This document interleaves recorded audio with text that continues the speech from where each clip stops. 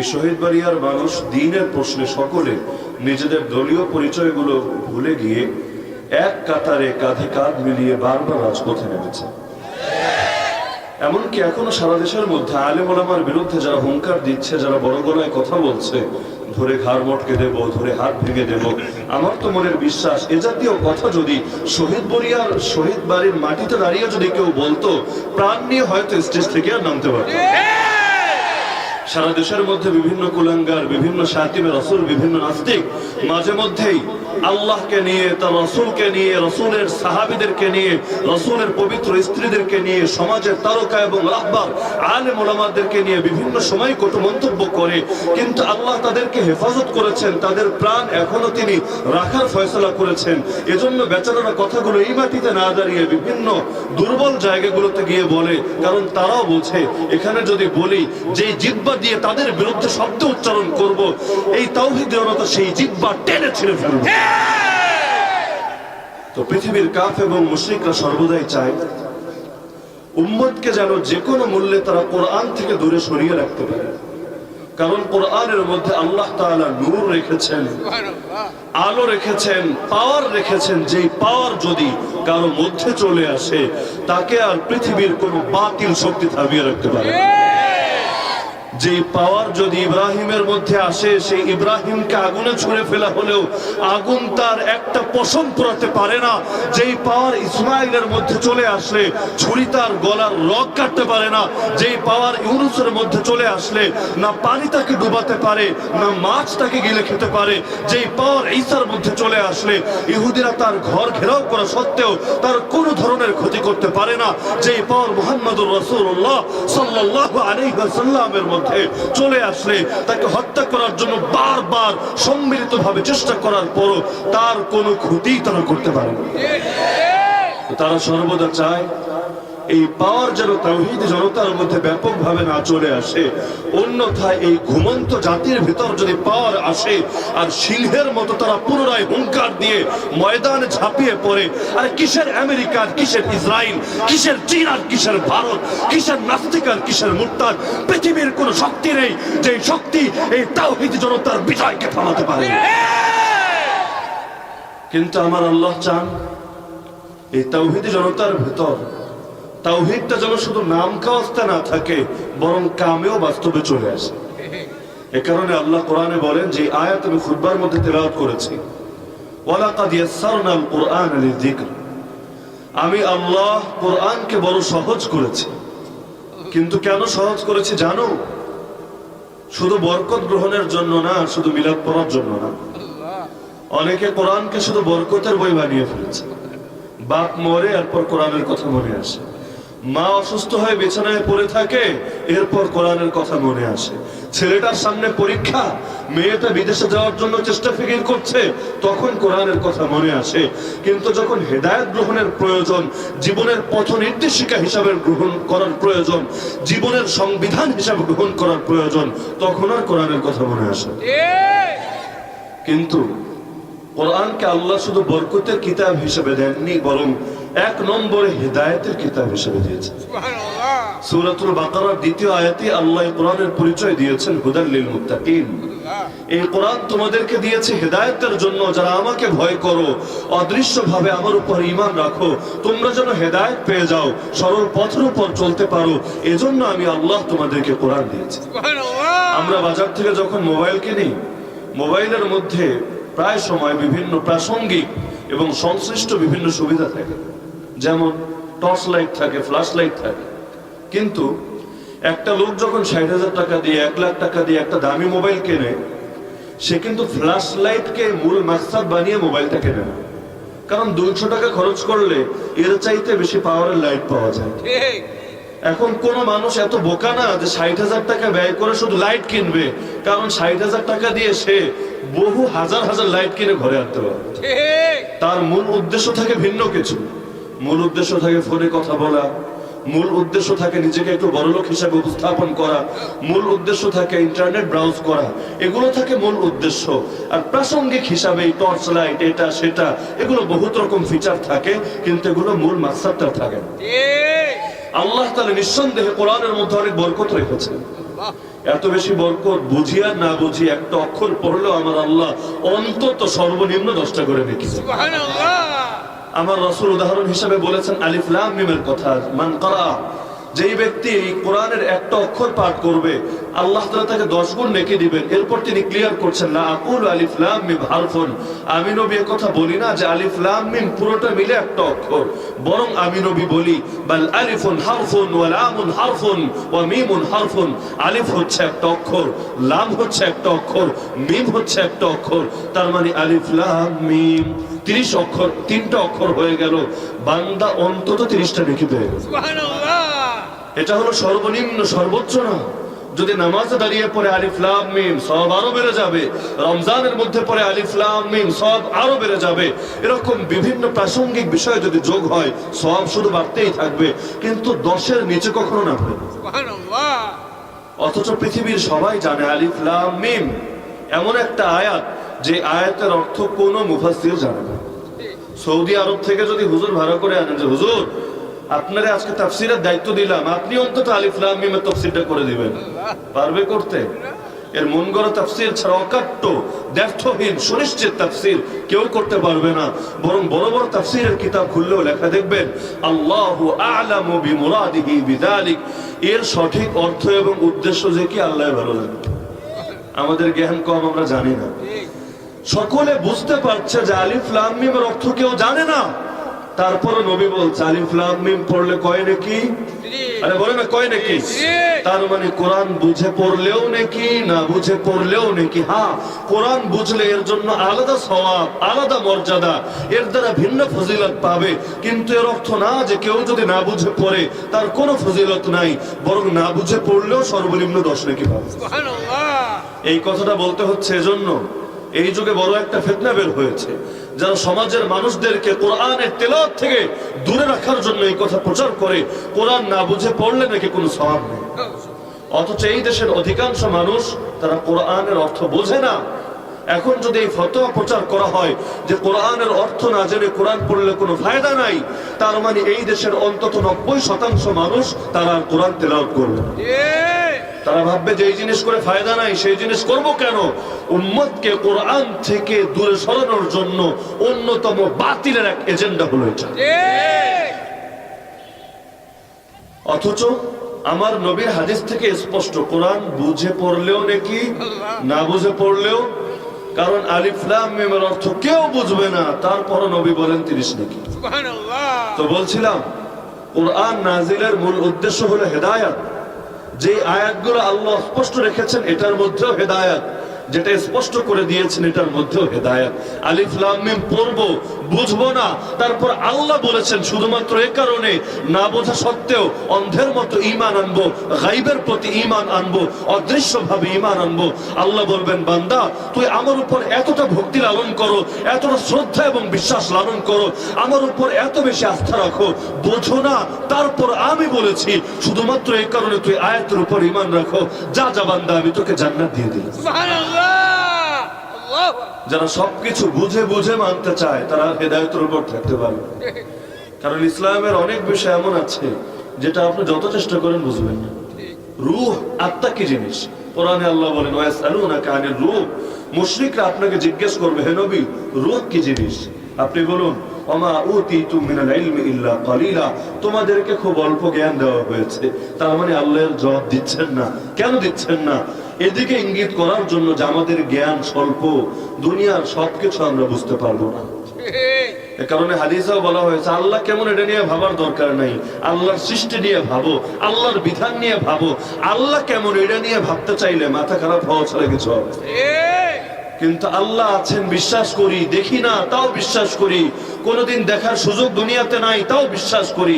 এটাকে যদি আপনি অন্ধবিশ্বাস বলেন তাহলে নিশ্চিতভাবে আপনাকে সাক্ষী রেখে বলতে চাই আমি অন্ধবিশ্বাসী। ইসলামের সব বিধান আমরা মানি, এর জন্য গালি দিলেও মানি, এর জন্য প্রশংসা করলেও মানি। ইসলামের নামাজও মানি, রোজাও মানি, হজও মানি, যাকাতও মানি, ইলমও মানি, দাওয়াতও মানি, জিকিরও মানি, আত্মশুদ্ধিও মানি, জিহাদও মানি, খেলাফতও মানি।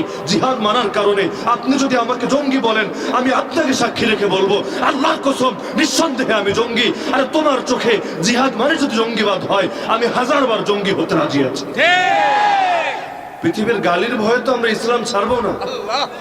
নামাজ পড়ার কারণে যদি আমাকে গালি বলে, গালি দেয়, সুন্নতি লেবাস পরার কারণে যদি আমার মৌলবাদী বলে, দাড়ি রাখার কারণে যদি আমার বুড়া চাচা বলে টিটকারি মারে, আরে ওরা মারতে পারু, কিন্তু তারপর আমরা তো ওদের গালির ভয়ে ইসলাম ছাড়বো।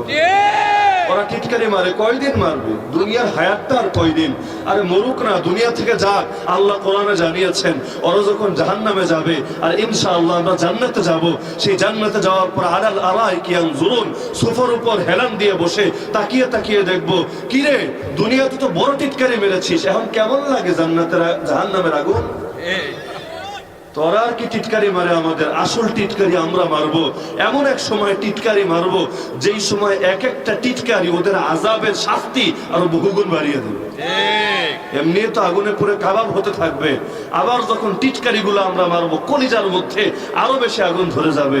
তাই বলে আমরা থামবো না, আমরা ঠিকই বলবো, কিরে আমাদেরকে দুনিয়াতে জঙ্গি বলেছিলি না? আরে সবচেয়ে বড় জঙ্গি যে তোরা, এর প্রমাণ তো এখন হাতে নাতে পাচ্ছিস। এই দুনিয়ার কাফের মুশরিকরা মুসলমানদেরকে বলে জঙ্গি, অথচ আমার আল্লাহ সাক্ষী এই আমেরিকার চাইতে বড় জঙ্গি পৃথিবীতে কেউ নাই। তো বাংলায় বলে না যে চোরের মায়ের বড় গলা? সারা দুনিয়ায় রক্তের বন্যা বয়ে দিয়েছে, আমার বোনদের ইজ্জত নিয়ে ছিনিমিনি খেলছে। কি অপরাধ ছিল সেই ছোট কোলের বাচ্চাদের, যাদেরকে দুনিয়ায় কথা বলা শুরু করার আগে নির্মম ভাবে বুলেটের নিশানা বানানো হয়েছে? কি অপরাধ ছিল তাদের? কিয়ামতের দিন এই বাচ্চা যদি ওদেরকে জিজ্ঞেস করে, আরে কোন অপরাধে আমার বুকে গুলি চালিয়েছিলি? আমি কি জঙ্গি বাহিনীর সদস্য ছিলাম? আমি কি তোর বিরুদ্ধে যুদ্ধ করেছিলাম? কি অপরাধ ছিল আমার জবাব দে। সেদিন এই জালেমরা আল্লাহর সামনে কি বলবে? তো বলছিলাম আমার আল্লাহ কোরআন দিয়েছেন হেদায়েত গ্রহণের জন্য। এই কারণে ওরা চায় মুসলমান যেন কোরআন থেকে দূরে থাকে। এই কারণে দেখেন না, এই সমাজের অধিকাংশ মানুষ ধর্মপ্রাণ। স্কুলে যখন বাচ্চাটাকে ভর্তি করান, আপনি কি তাকে নাস্তিক বানানোর জন্য স্কুলে পাঠান? তাকে কি সেকুলার বানানোর জন্য স্কুলে পাঠান? কিন্তু আপনি যখন সন্তানটাকে স্কুলে পাঠান, স্কুলের মধ্যে তাকে কত জিনিস শিক্ষা দেওয়া হয়। এমনকি আজকাল শুরু হয়েছে যৌনতার ক্লাস, যৌন বিজ্ঞান শিক্ষা দেওয়া হয়। যেই ছেলে এখনো বালেগ হয়নি, যে মেয়ের এখনো মাসিকে শুরু হয়নি, তাদেরকে শেখায় শরীরের কোন অঙ্গটা কেমন, কোন অঙ্গ দিয়ে কি কাজ। কোথাও তো শুধু তাত্ত্বিক ভাবে শেখায়, কোথাও প্র্যাকটিক্যাল ভাবেও শেখায়, কোথায় মনিটরের মধ্যে দেখিয়ে দেয়। এত ধরনের শিক্ষা ওরা দিতে পারে, কিন্তু কোরআনের শিক্ষাটা দেওয়ার কোনো প্রয়োজন ওরা অনুভব করে? অথচ কোরআনের শিক্ষার চাইতে বড় কোনো শিক্ষা পৃথিবীতে হতে পারে। কোন মানুষ যদি কোরআনের শিক্ষা থেকে বঞ্চিত থাকে আর দুনিয়ার সকল শিক্ষা সে অর্জন করে, পৃথিবী তাকে জ্ঞানী বলতে পারে, কিন্তু আল্লাহ এবং তার রাসূলের দৃষ্টিতে সে একজন গণ্ড মূর্খ ছাড়া কিছু না। সবচাইতে বড় দলিল হলো আবু জাহাল। জাহেলি যুগের উপনাম ছিল আবুল হাকাম। আবুল হাকাম মানে মহাজ্ঞানী। ইসলাম আসার পর বলল, কি আর মহাজ্ঞানী, তুই হচ্ছিস আবু জাহাল, একটা আস্ত গণ্ড মূর্খ। কেন? যে মানুষটা এতদিন ছিল বড় বুদ্ধিজীবী, মহাজ্ঞানী, ইসলাম আসার পর রাতারাতি তার নাম চেঞ্জ হয়ে গেল কেন? আগে ছিল সম্মানিত, এখন হয়ে গেল লাঞ্ছিত। আগে মানুষ তারে বলতো বাঘ, এখন বলে মুরগি। তো এই পরিবর্তনটা কেন হলো? কারণ আমার আল্লাহ এবং তার রাসূল আমাদেরকে এই মেসেজ দিতে চান, যেই ব্যক্তির ভেতর অনেক জ্ঞান আছে কিন্তু কোরআনের জ্ঞান মোটেও নাই, ইসলামের জ্ঞান মোটেও নাই, হককে সে একদমই চিনতে পারেনি, সেই জ্ঞান আসলে কোনো জ্ঞান না। আল্লাহ তাআলা কোরআনে ও কাফেরদের এই বৈশিষ্ট্যের কথা উল্লেখ করেন। ওয়াকাল আল্লাযীনা কাফারু, কাফেররা বলাবলি করে, লা তাসমাউ লিহাযাল কুরআন, তোমরা নিজেরাই কোরআন শুনবা না, ওয়ালগাউ ফীহি, কোরআনের মজলিসে গিয়ে ভেজাল লাগাবা, চিল্লাচিল্লি করবা, হট্টগোল বাঁধাবা, মানুষরে কোরআন শুনতেও দিবা না। নাউযুবিল্লাহ। তার মানে ওদের এক পলিসি, ওদের অনুসারীরা যেন কোরআন না শোনে, ঠিক, তাফসীরের মজলিসে যেন নিজেরাও না আসে, ঠিক। আর দ্বিতীয় পলিসি, মানুষ যেন শুনতেও না পারে, ঠিক। এই কারণে দেখেন না এই পলিসিটা ওরা কত বেশি বাস্তবায়ন করে।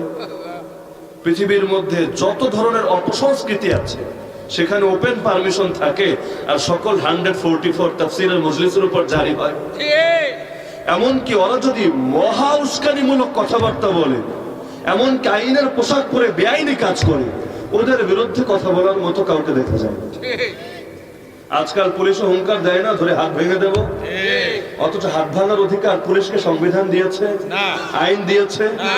এত বড় প্রকাশ্যে দাঁড়িয়ে সে আইনের খেলাফ কাজ করলো আইনের পোশাক পরে, কিন্তু কোথায় মানবাধিকার সংস্থাগুলো, কোথায় এত বড় বুদ্ধিজীবী গুলো?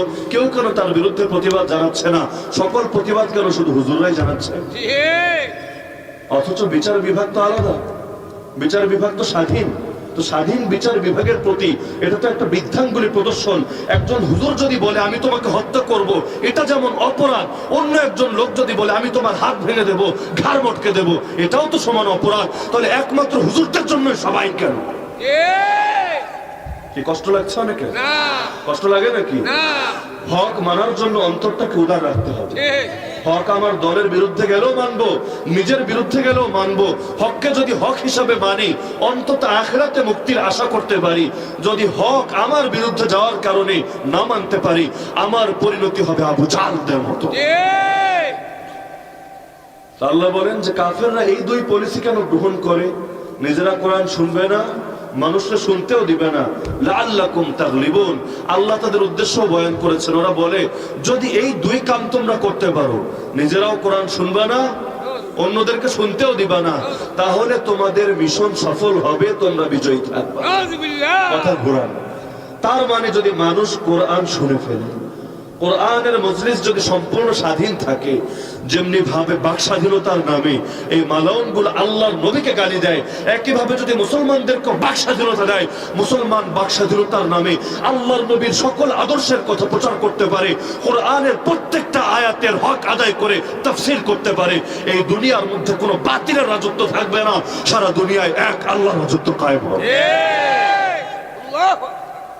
তো প্রতিদিন নামাজের মধ্যে আমরা কমন একটা সূরা পাঠ করি, সূরা ফাতিহা, যে সূরাকে বলা হয় উম্মুল কিতাব, উম্মুল কোরআন, কোরআনের মূল, কোরআনের সারনির্যাস। যে সূরাটা হলো কোরআনের ভূমিকা, যে সূরার মধ্যে আল্লাহ পুরো কোরআনের মধ্যে যে আলোচনা করেছেন এর পুরো সারনির্যাস নিংড়ে এই সূরার মধ্যে আল্লাহ রেখে দিয়েছেন। এমনকি এই সূরার বরকত কি কি এটা নিয়ে যদি আলোচনা করি অন্তত 2 ঘন্টা সময় প্রয়োজন আমার শুধু বরকতের আলোচনা করতে। কিন্তু বরকতের আলোচনায় যাব না, কারণ আগেই বলেছি এই উম্মত শুধু বরকতের পেছনে ছোটে হেদায়েতকে ছেড়ে দিয়েছে। অথচ হেদায়েত আগে, বরকত পরে। মূল যদি ঠিক থাকে তাহলে না গাছের ডালে পানি ঢাললে লাভ আছে, শিকড়ে যদি কাটা থাকে যতই পানি ঢালেন না কেন ফল তো আসবে না। এজন্য আমরা একটু মূল দিয়ে মেহনত করি। শিকড় তো উপরে ফেলা হয়েছে, শিকড়টাকে আরেকবার মাটির ভেতর গাড়ার চেষ্টা করি। ইনশাআল্লাহ শিকড় যদি মজবুত হয়ে যায়, পানি কম পাক আর বেশি পাক, 2 দিন আগে বা পরে এখান থেকে ফল আসবে। সূরাতুল ফাতিহার মধ্যে 7টা আয়াত। আজকে যতক্ষণ পর্যন্ত আলোচনা হয় সংক্ষেপে এই 7 আয়াতের তাফসীর বর্তমানের সঙ্গে সামঞ্জস্য রেখে আমি ইনশাআল্লাহ উপস্থাপন করব। এটা কি প্রয়োজন না অপ্রয়োজন? যদি বলেন না হুজুর এই আলোচনার দরকার নেই, তাহলে অন্য আলোচনা করুন। আমার তো মনে হয় এটা সবচাইতে বেশি প্রয়োজন। কারণ সূরা ফাতিহা এর ইলম যে বিশুদ্ধভাবে অর্জন করতে পারবে, কোরআনের পুরো সারনির্যাস তার ভিতরে চলে আসবে। সূরা ফাতিহা সম্পর্কে আমাদের মজলিসে প্রায় 1 না 6 মাস পর্যন্ত তাফসীর হয়েছে। এরপর সেই তাফসীরের সংকলন হয়ে আলাদা বইও বের হয়েছে, সূরা ফাতিহার আলোকে ইসলামী আকীদা ও মানহাজ।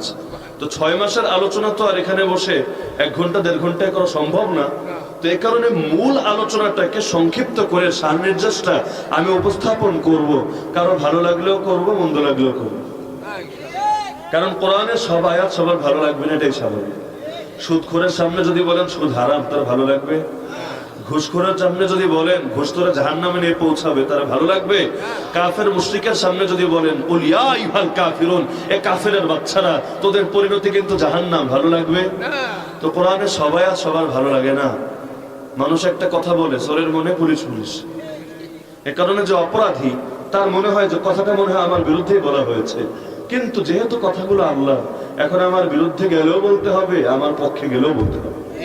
তো সূরা ফাতিহা এর সংক্ষিপ্ত তাফসীর শুধু এখানে বলবো আর আপনাদের কানে গিয়ে পৌঁছবে এই পর্যন্ত যেন শেষ না হয়, বরং আমার অনুরোধ থাকবে এই সংক্ষিপ্ত তাফসীরটা প্রত্যেকে নিজেদের অন্তরের মধ্যে গেঁথে নেবেন, তাহলে আপনাদের আকীদাও সহি হয়ে যাবে, জীবন চলার পথ বা মানহাজও সহি হয়ে যাবে। এক নম্বর আয়াত সবাই বলেন দেখি, মনে থাকার কথা তো। এক নম্বর আয়াত, আলহামদুলিল্লাহি রাব্বিল আলামিন। আলহামদু, সকল প্রশংসা, লিল্লাহ, কার জন্য? রাব্বিল আলামিন, যিনি সকল জগতের রব। আর রহমান আর রহিম, যিনি পরম করুণাময় চিরদয়ালু। মালিক ইয়াউমিদ্দিন, যিনি বিচার দিনের মালিক। তো প্রথম এই তিনটা আয়াত, প্রথমেই বলা হলো আলহামদুলিল্লাহ, সকল গৌরব, সকল কৃতিত্ব, সকল ক্রেডিট একমাত্র কার? আল্লাহ। কোন মানুষ যদি এই কথা বলে সকল শক্তির উৎস জনগণ, সেই মানুষের কি আলহামদুলিল্লাহর উপর ঈমান আছে? কারণ আলহামদুলিল্লাহ সকল ক্রেডিট কাকে দিতে চায়? সকল গৌরব এবং কৃতিত্ব এবং প্রশংসাই যদি আল্লাহকে দিতে চায়, তাহলে শক্তি কি অন্য কাউকে দেবে? শক্তি তো সবার আগে আল্লাহকে দেবে। এবং সে কোরআনের এই আয়াত বলবে, আলা ইন্নাল কুওয়াতা লিল্লাহি জামিআ, জেনে রেখো সর্বময় ক্ষমতা একমাত্র আল্লাহ। তো যার কারণে পৃথিবীর মধ্যে যারা কুফরি গণতন্ত্রে বিশ্বাস করে, তাদের আলহামদুলিল্লাহ মুখেই থাকে, ভেতরে আসে না। এই আকীদা নিয়ে সারা জীবন যদি আলহামদুলিল্লাহ বলে, জান্নাতের ঘ্রাণও সে পাবে না। কারণ আলহামদুলিল্লাহ আমাদেরকে এই বার্তা দিয়েছে, সকল প্রশংসা যদি দেওয়ার মতো কেউ থাকে, তিনি একজনই, আর তিনি কে? আল্লাহ। কারণ সকল কিছু তারই অবদান। দুনিয়াতে এসেছি তার অবদান, বড় হয়েছে তার অবদান, বেঁচে আছি তার অবদান, ভালো আছি তার অবদান। এমনকি দুনিয়ার মধ্যে প্রতিটা মুহূর্তে যা কিছু ভোগ করছি, সব তো একজনের অবদান। আর তিনি কে? আল্লাহ। সবাই বলে না তিনি কে? আল্লাহ। আল্লাহর নাম বলতে আবার ভয় লাগে কেন? আল্লাহর নাম এতটা মহব্বতের সাথে বলবেন, আল্লাহর নাম এতটা উচ্চস্বরে বলবেন, যেন আল্লাহ দ্রোহীদের কলিজার মধ্যে কম্পন ধরে যায়। সকল প্রশংসা একমাত্র কার? আল্লাহ। আলহামদুলিল্লাহ। এই আয়াতের এই অংশটা আমাদেরকে শিক্ষা দেয়, মুসলমান যদি হতে চাও, এক আল্লাহর সার্বভৌমত্বে বিশ্বাস করতে হবে।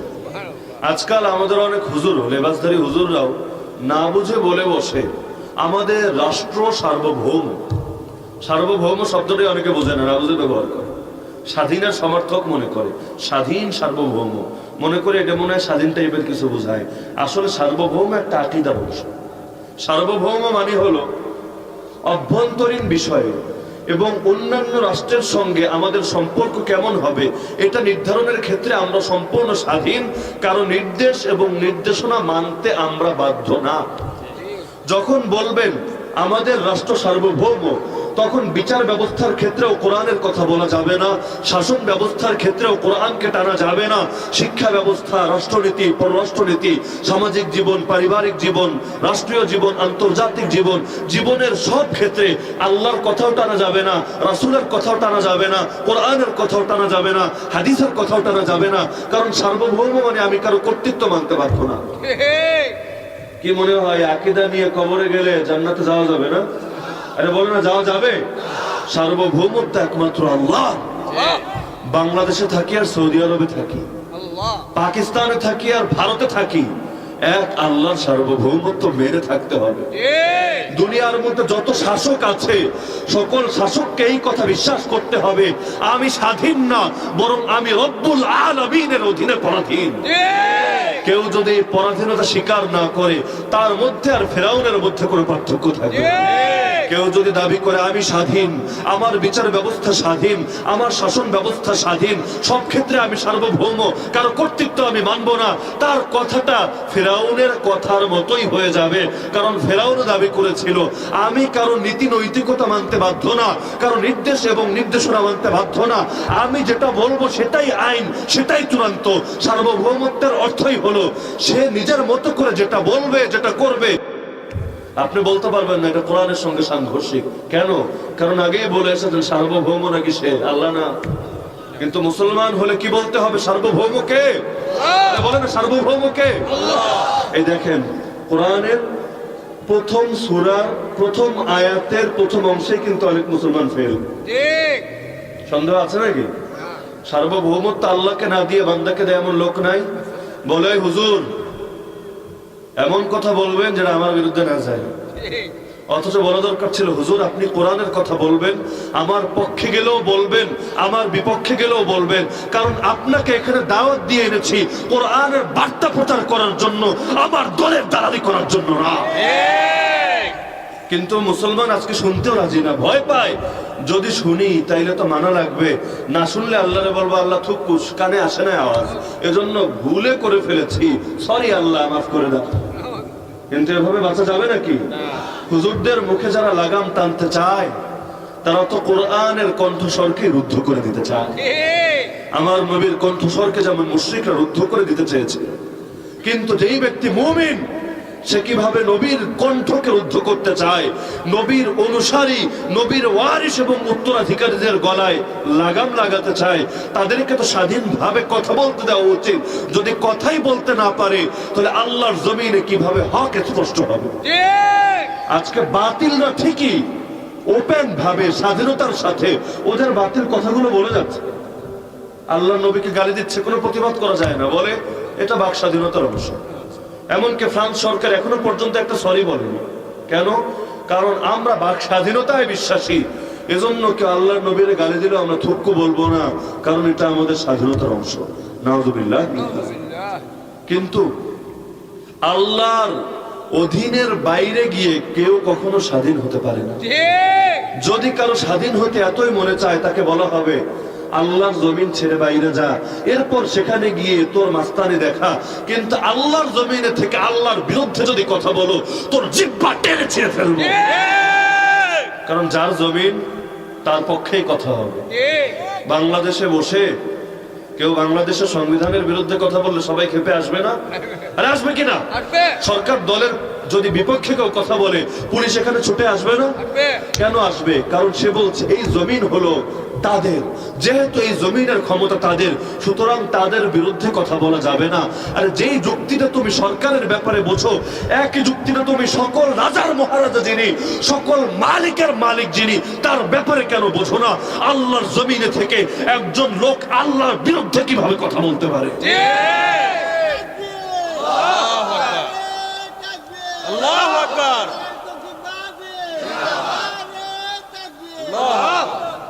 তো বলছিলাম আলহামদুলিল্লাহ আমাদেরকে আকীদার দাওয়াত দেয়, আলহামদুলিল্লাহ আমাদেরকে শিখায় সার্বভৌমত্ব একমাত্র কার? আল্লাহ। সকল ক্ষমতার উৎস একমাত্র কে? আল্লাহ। সকল প্রশংসা একমাত্র কার জন্য? আল্লাহর জন্য। আমাদেরকে জীবন দিয়েছেন কে? আল্লাহ। ক্ষমতায় বসিয়েছেন কে? আল্লাহ। সবকিছুই আল্লাহ, সুতরাং গোলামিও চলবে একমাত্র তার। দ্বিতীয় অংশ রব্বিল আলামিন, যিনি সকল জগতের রব, শুধু মানব জগতের রব, জিন জগতের রব, উদ্ভিদ জগতের রব, প্রাণী জগতের রব, যত জগৎ আমরা দেখি বা না দেখি সকল জগতের রব একজনই, আর তিনি কে? আল্লাহ।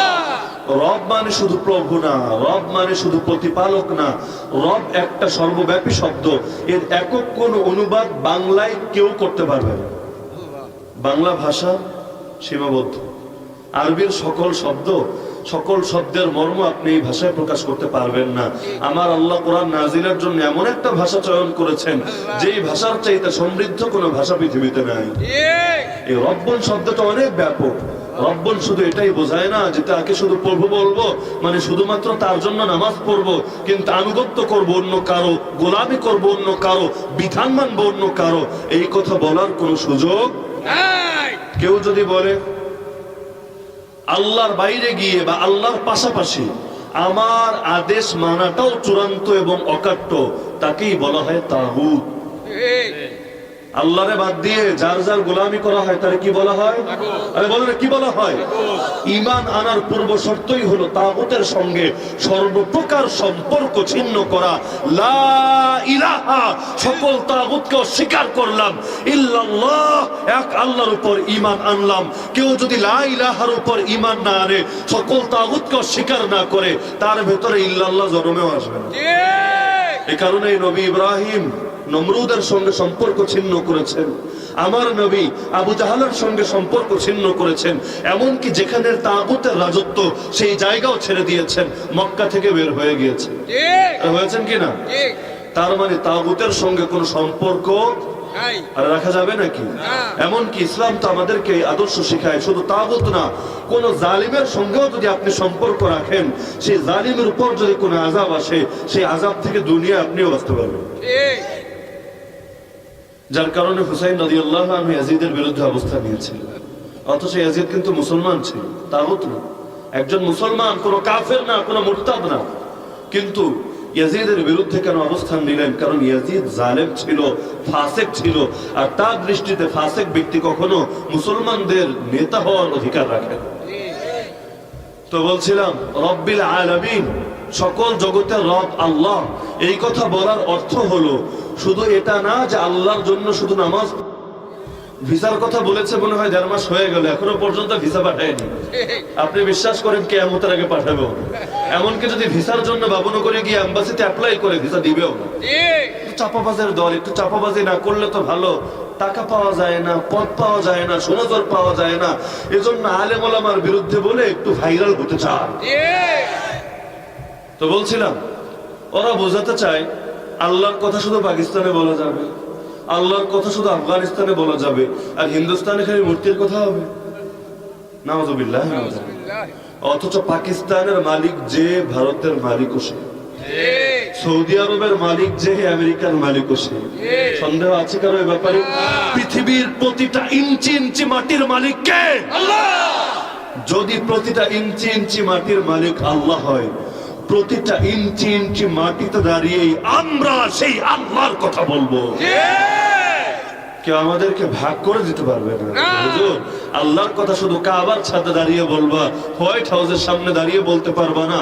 আমরা ওদের মুখের উপর বলবো, ইয়া আইয়ুহাল কাফিরুন, হে কাফেরের দল শুনে রাখ, আল্লাহর কথা আমরা বাংলাদেশেও বলবো, ভারতেও বলবো, চীনেও বলবো, পাকিস্তানেও বলবো, সৌদিতে গিয়েও বলবো, কাবার ছাদে দাঁড়িয়েও বলবো, হোয়াইট হাউসের ভিতরে ঢুকেও সেই আল্লাহর কথাই বলবো। আমরা সেই জাতি না যারা মুখোশ পাল্টায় আর খোলস পাল্টায়, যারা জাগতিক সুবিধা অর্জন করার জন্য কোথাও আল্লাহর কথা বলে আর কোথাও তাগুতের কথা বলে। আমরা সেই নিমক হারাম জাতি না। পৃথিবীতে আমরা জানি আমাদের মরণ যদি কোনো বুলেটে লেখা থাকে, সেই বুলেট আমার বুকে লাগবেই। যার কারণে পৃথিবীর কোন বুলেটকে আমরা ভয় করি না, কোন বোমাকে আমরা ভয় করি না। ভয় যদি করতে হয় একমাত্র রব্বুল আলামিন আল্লাহকেই করি। আমরা তো সেই জাতি যারা বিশ্বাস করি নাহনু কওমুন আ'আজ্জানাল্লাহু বিল ইসলাম, আমরা সেই জাতি যাদেরকে আল্লাহ ইসলামের কারণে সম্মানিত করেছেন। ফাইযা বিতাগাইনাল ইজ্জাতা ফি গায়রিহি আদাল্লানাল্লাহ, আমরা যদি এখন ইসলাম ছেড়ে অন্য কোন পথে ইজ্জত তালাশ করি, আমার আল্লাহ ইজ্জত দিবে না, চূড়ান্ত অপদস্থ বানিয়ে ছাড়বে। আরে আমরা তো সেই সাহাবীদের উত্তরসূরি যারা এক খ্রিস্টানের মজলিসে গিয়ে খাবার দস্তরখানে বসেছেন, একটা খাবার নিচে পড়ে গেল, তিনি খাবার তুলতে যাচ্ছেন, পাশ থেকে সবাই বলছে এটা রাজপ্রাসাদ, এখানে নিচে খাবার পড়লে সেই খাবার তুলে খাওয়া এটা আদব না। সবাই এটাকে ভদ্রতার অংশ মনে করে না, বরং এটাকে অভদ্রতা, গেয়পনা, গ্রাম্য লোকের আচরণ মনে করে। সেই সাহাবী তখন ঈমানদীপ্ত কণ্ঠে হুঙ্কার দিলেন, আতরুকু সুন্নাতা হাবিবি লিহাউলাইল হুমাকা, এই সকল গর্দবের জন্য আমি কি আমার নবীর সুন্নাতকে ছেড়ে দিব? আমরা কি আমেরিকার ভয় ইসলাম ছেড়ে দিব? এই ভারতের ভয় আমরা কি আল্লাহর কথা বন্ধ করব? আরে না, আমরা আল্লাহর বান্দা, ভয় করলে একমাত্র তাকেই করব। আমার নবী মক্কায় দাঁড়িয়ে যেমন তাগুতের সামনে তাগুতের বিরুদ্ধে ঈমানদীপ্ত কথা বলেছেন, আমরা তো সেই নবীর উম্মত। আমরা কোন ভীরু কাপুরুষ নবীর উম্মত না। আরে আমরা তো সাহসী নবীর সাহসী উম্মত, বীর নবীর বীর উম্মত। আর শহীদ বাড়িয়ার মুসলমান, আমরা তো মুজাহিদ নবীর মুজাহিদ উম্মত। তো যার কারণে আমাদের কোনো ভয় আছে নাকি? তা আল্লাহর কথা সব জায়গায় গিয়ে বলবো। কারো যদি এটা পছন্দ না হয়, কেউ যদি আমাদেরকে পাকিস্তান আর আফগানিস্তান ভাগিয়ে দিতে চায়, ওদেরকে আমরা বলবো, আরে নেমক হারামের দল, তোরা নিজেরা আল্লাহর জমিন থেকে বাইরে বের হয়ে যা, নিজেরা পারলে একটা পৃথিবী বানা, সেই পৃথিবীতে গিয়ে তাগুতের গোলামি কর আর বাতিলের পাচার, কিন্তু আমাদের জমিনে বসে কোনো বাতিলের পদলেহন করা যাবে না। আর যদি আল্লাহর জমিনে বসে আল্লাহর কথা বলতে আমাদেরকে বাধা দাও, আরে কি দিয়ে বাধা দিবি তোরা? আরে তোদের আঙ্গুল যদি আল্লাহর বিরুদ্ধে ওঠে, সেই আঙ্গুলকে ধরে আমরা ভেঙে দেব। তোদের জিহ্বা যদি আল্লাহর বিরুদ্ধে কোনো কথা উচ্চারণ করে, সেই জিহ্বা টেনে ছিঁড়ে আমরা রাজপথে ঝুলিয়ে রাখবো। আরে আল্লাহর বিরুদ্ধে যদি অবস্থান নাও, এই পৃথিবীর শ্বাস প্রশ্বাস তোরা গ্রহণ করতে পারবি না। আল্লাহু আকবার। আল জিহাদ, আল জিহাদ, আল্লাহু আকবার। হক কথা বলতে কখনো ভয় পাবেন না। আমার নবী মক্কায় দুর্বল ছিলেন, আর আমি যত দুর্বল এর চাইতে 1000 গুণ বেশি দুর্বল। এমনকি স্বাধীনভাবে কথাও বলতে পারতেন। কোথাও গিয়ে যদি কাউকে দাওয়াত দিতেন, পেছনে আবু লাহাব চলে আসতো, এসে বলতে, শোন এই পোলাটা আমার ভাতিজা, ওর মাথায় একটু সমস্যা আছে, ওর কথা শুনিস না। যদি শোনো, সে তোকে তোর ফ্যামিলি থেকে আলাদা করে ফেলবে, গোটা জাতি থেকে আলাদা করে ফেলবে, তোকে ধ্বংস করে ছাড়বে, খবরদার ওর কথা কানে নিস না। মক্কার অলিতে গলিতে ভাড়াটে লোক পাঠিয়ে দিয়েছে, যা বাহির থেকে যে লোকগুলো মক্কায় আসবে, মক্কায় ঢোকার সময় প্রথমে এই মেসেজ ওদেরকে দিয়ে দিবি, এখানে একটা পাগল আছে, একটা জাদুঘর আছে, ওর কাছে যে যায় তাকে জাদু করে সবার থেকে আলাদা করে দেয়, এজন্য ওর থেকে সাবধান। আমার নবী সে সময় এরকম ওপেন মাহফিল করবেন এই সুযোগও তার ছিল না। ইসলামের তালিম দিবেন, কোরআনের শিক্ষা দিবেন, এজন্য লুকিয়ে লুকিয়ে সংগোপনে সাহাবীদেরকে নিয়ে দুইজন একজন করে সাহাবী গিয়ে সাহাবী আরকাম বিন আবিল আরকাম রাদিয়াল্লাহু আনহুর ঘরে মিলিত হতেন। নবী তাদেরকে নামাজ শেখাতেন, ইসলাম শেখাতেন, কোরআন শোনাতেন। ওপেন কথা বলার সুযোগ ছিল না। এমনকি আবু বকর রাদিয়াল্লাহু আনহু এই উম্মতের শ্রেষ্ঠ ব্যক্তি, এই উম্মতের সবার আমল যদি এক পাল্লায় রাখা হয়, আবু বকরের আমল এক পাল্লায় রাখা হয়, আবু বকরের পাল্লাটা ভারী হয়ে যাবে। যতক্ষণ পর্যন্ত আবু বকর জান্নাতে প্রবেশ না করবে, ততক্ষণ এই উম্মতের কোনো ওলি, কোনো বুজুর্গ, কোনো আলেম, কোনো দাঈ, কোনো মুজাহিদ জান্নাতে প্রবেশ করতে পারবে না। সে আবু বকর ঘরের আঙ্গিনায় নামাজ আদায় করতেন, কোরআন তেলাওয়াত করতেন, আল্লাহর নিকট দোয়া মুনাজাত করতেন, জিকির করতেন। এটাই মক্কার মুশরিকদের সহ্য হলো না। তারা দেখলো ওদের বউ বাচ্চা এসে আবু বকরের সামনে যখন এই আয়াতগুলো শোনে, তাকে নামাজ পড়তে দেখে, ওদের ভেতর আলাদা একটা আবহ সৃষ্টি হয়। ওদেরকে আর কুফরের গণ্ডিতে রাখা যায় না, ওরা ইসলামের দিকে ধাবিত হতে থাকে। তারা মনে করলে আবু বকরকে ওপেন ভাবে নামাজও পড়তে দেওয়া হবে না। একপর আবু বকর রাদিয়াল্লাহু আনহু যখন দেখলেন এই মক্কায় বসে নামাজ পড়া যাবে না, মক্কা ছেড়ে চলে যাওয়া ধরলেন। রাস্তা থেকে ইবনু দুগুন্না নামক একজন মুশরিক তাকে বলল, আবু বকর, আপনার মতো মহান ব্যক্তিত্ব মক্কা ছেড়ে যেতে পারে না, আপনি মক্কা ছেড়ে গেলে আমরা অসহায় হয়ে যাব, চলেন আমি নিজ নিরাপত্তায় আপনাকে মক্কায় নিয়ে যাচ্ছি। তখন মক্কায় এনে উপস্থিত করলো। মক্কার মুশরিকরা বলল, ইবনু দুগুন্না, আমরা আবু বকরকে নিরাপত্তা দিতে রাজি আছি, তবে শর্ত হলো ইবাদত করতে হবে ঘরের দরজা লাগিয়ে, ঘরের মধ্যে থেকে, ঘরের আঙ্গিনায় বা উঠানায় ইবাদত করতে পারবে না, নইলে আমরা ফিতনায় পড়ে যাব। আবু বকর রাদিয়াল্লাহু আনহু ওয়াদা অনুসারে কিছুদিন ঘরের ভেতরে ইবাদত করলেন, কিন্তু দিল তো মানে না। পৃথিবীর বাতিল পন্থীরা বাতিল কাজগুলো ওপেন করবে, আর আমরা আল্লাহর জমিনে আল্লাহর কাজগুলো গোপনে করব, এটা তো দিল মানতে চায় না। ঘরের বাইরে আবার বের হয়ে আসলেন, আবার ইবাদত শুরু করলেন। ইবনু দুগুন্না বলল, আবু বকর, আপনি তো ভালো মানুষ, সভ্য ব্যক্তি, আপনি তো ওয়াদা ভঙ্গ করতে পারেন না, আপনার সঙ্গে তো আমার এমন কথা হয়েছিল, এখন আপনি যদি আমার কথা রক্ষা না করেন আমি নিরাপত্তা তুলে নিব, এরপর আপনার কোনো ক্ষতি হলে এর দায় আমার নাই। আবু বকর তাকে বললেন, তোর নিরাপত্তা তুলে ফিরিয়ে দিলাম, আল্লাহ এবং তার রাসূল আমার নিরাপত্তা দেওয়ার জন্য যথেষ্ট। সুবহানাল্লাহ। এমনকি আমার নবীর উপর যখন আল্লাহ আয়াত নাযিল করলেন, ইয়া আইয়ুহার রাসূল বাল্লিগ মা উনজিলা ইলাইকা মির রাব্বিক ওয়া ইন লাম তাফআল ফামা বাল্লাগতা রিসালাতা, হে রাসূল, আপনার উপর যা কিছু রবের পক্ষ থেকে অবতীর্ণ করা হয়েছে সব পৌঁছে দিন।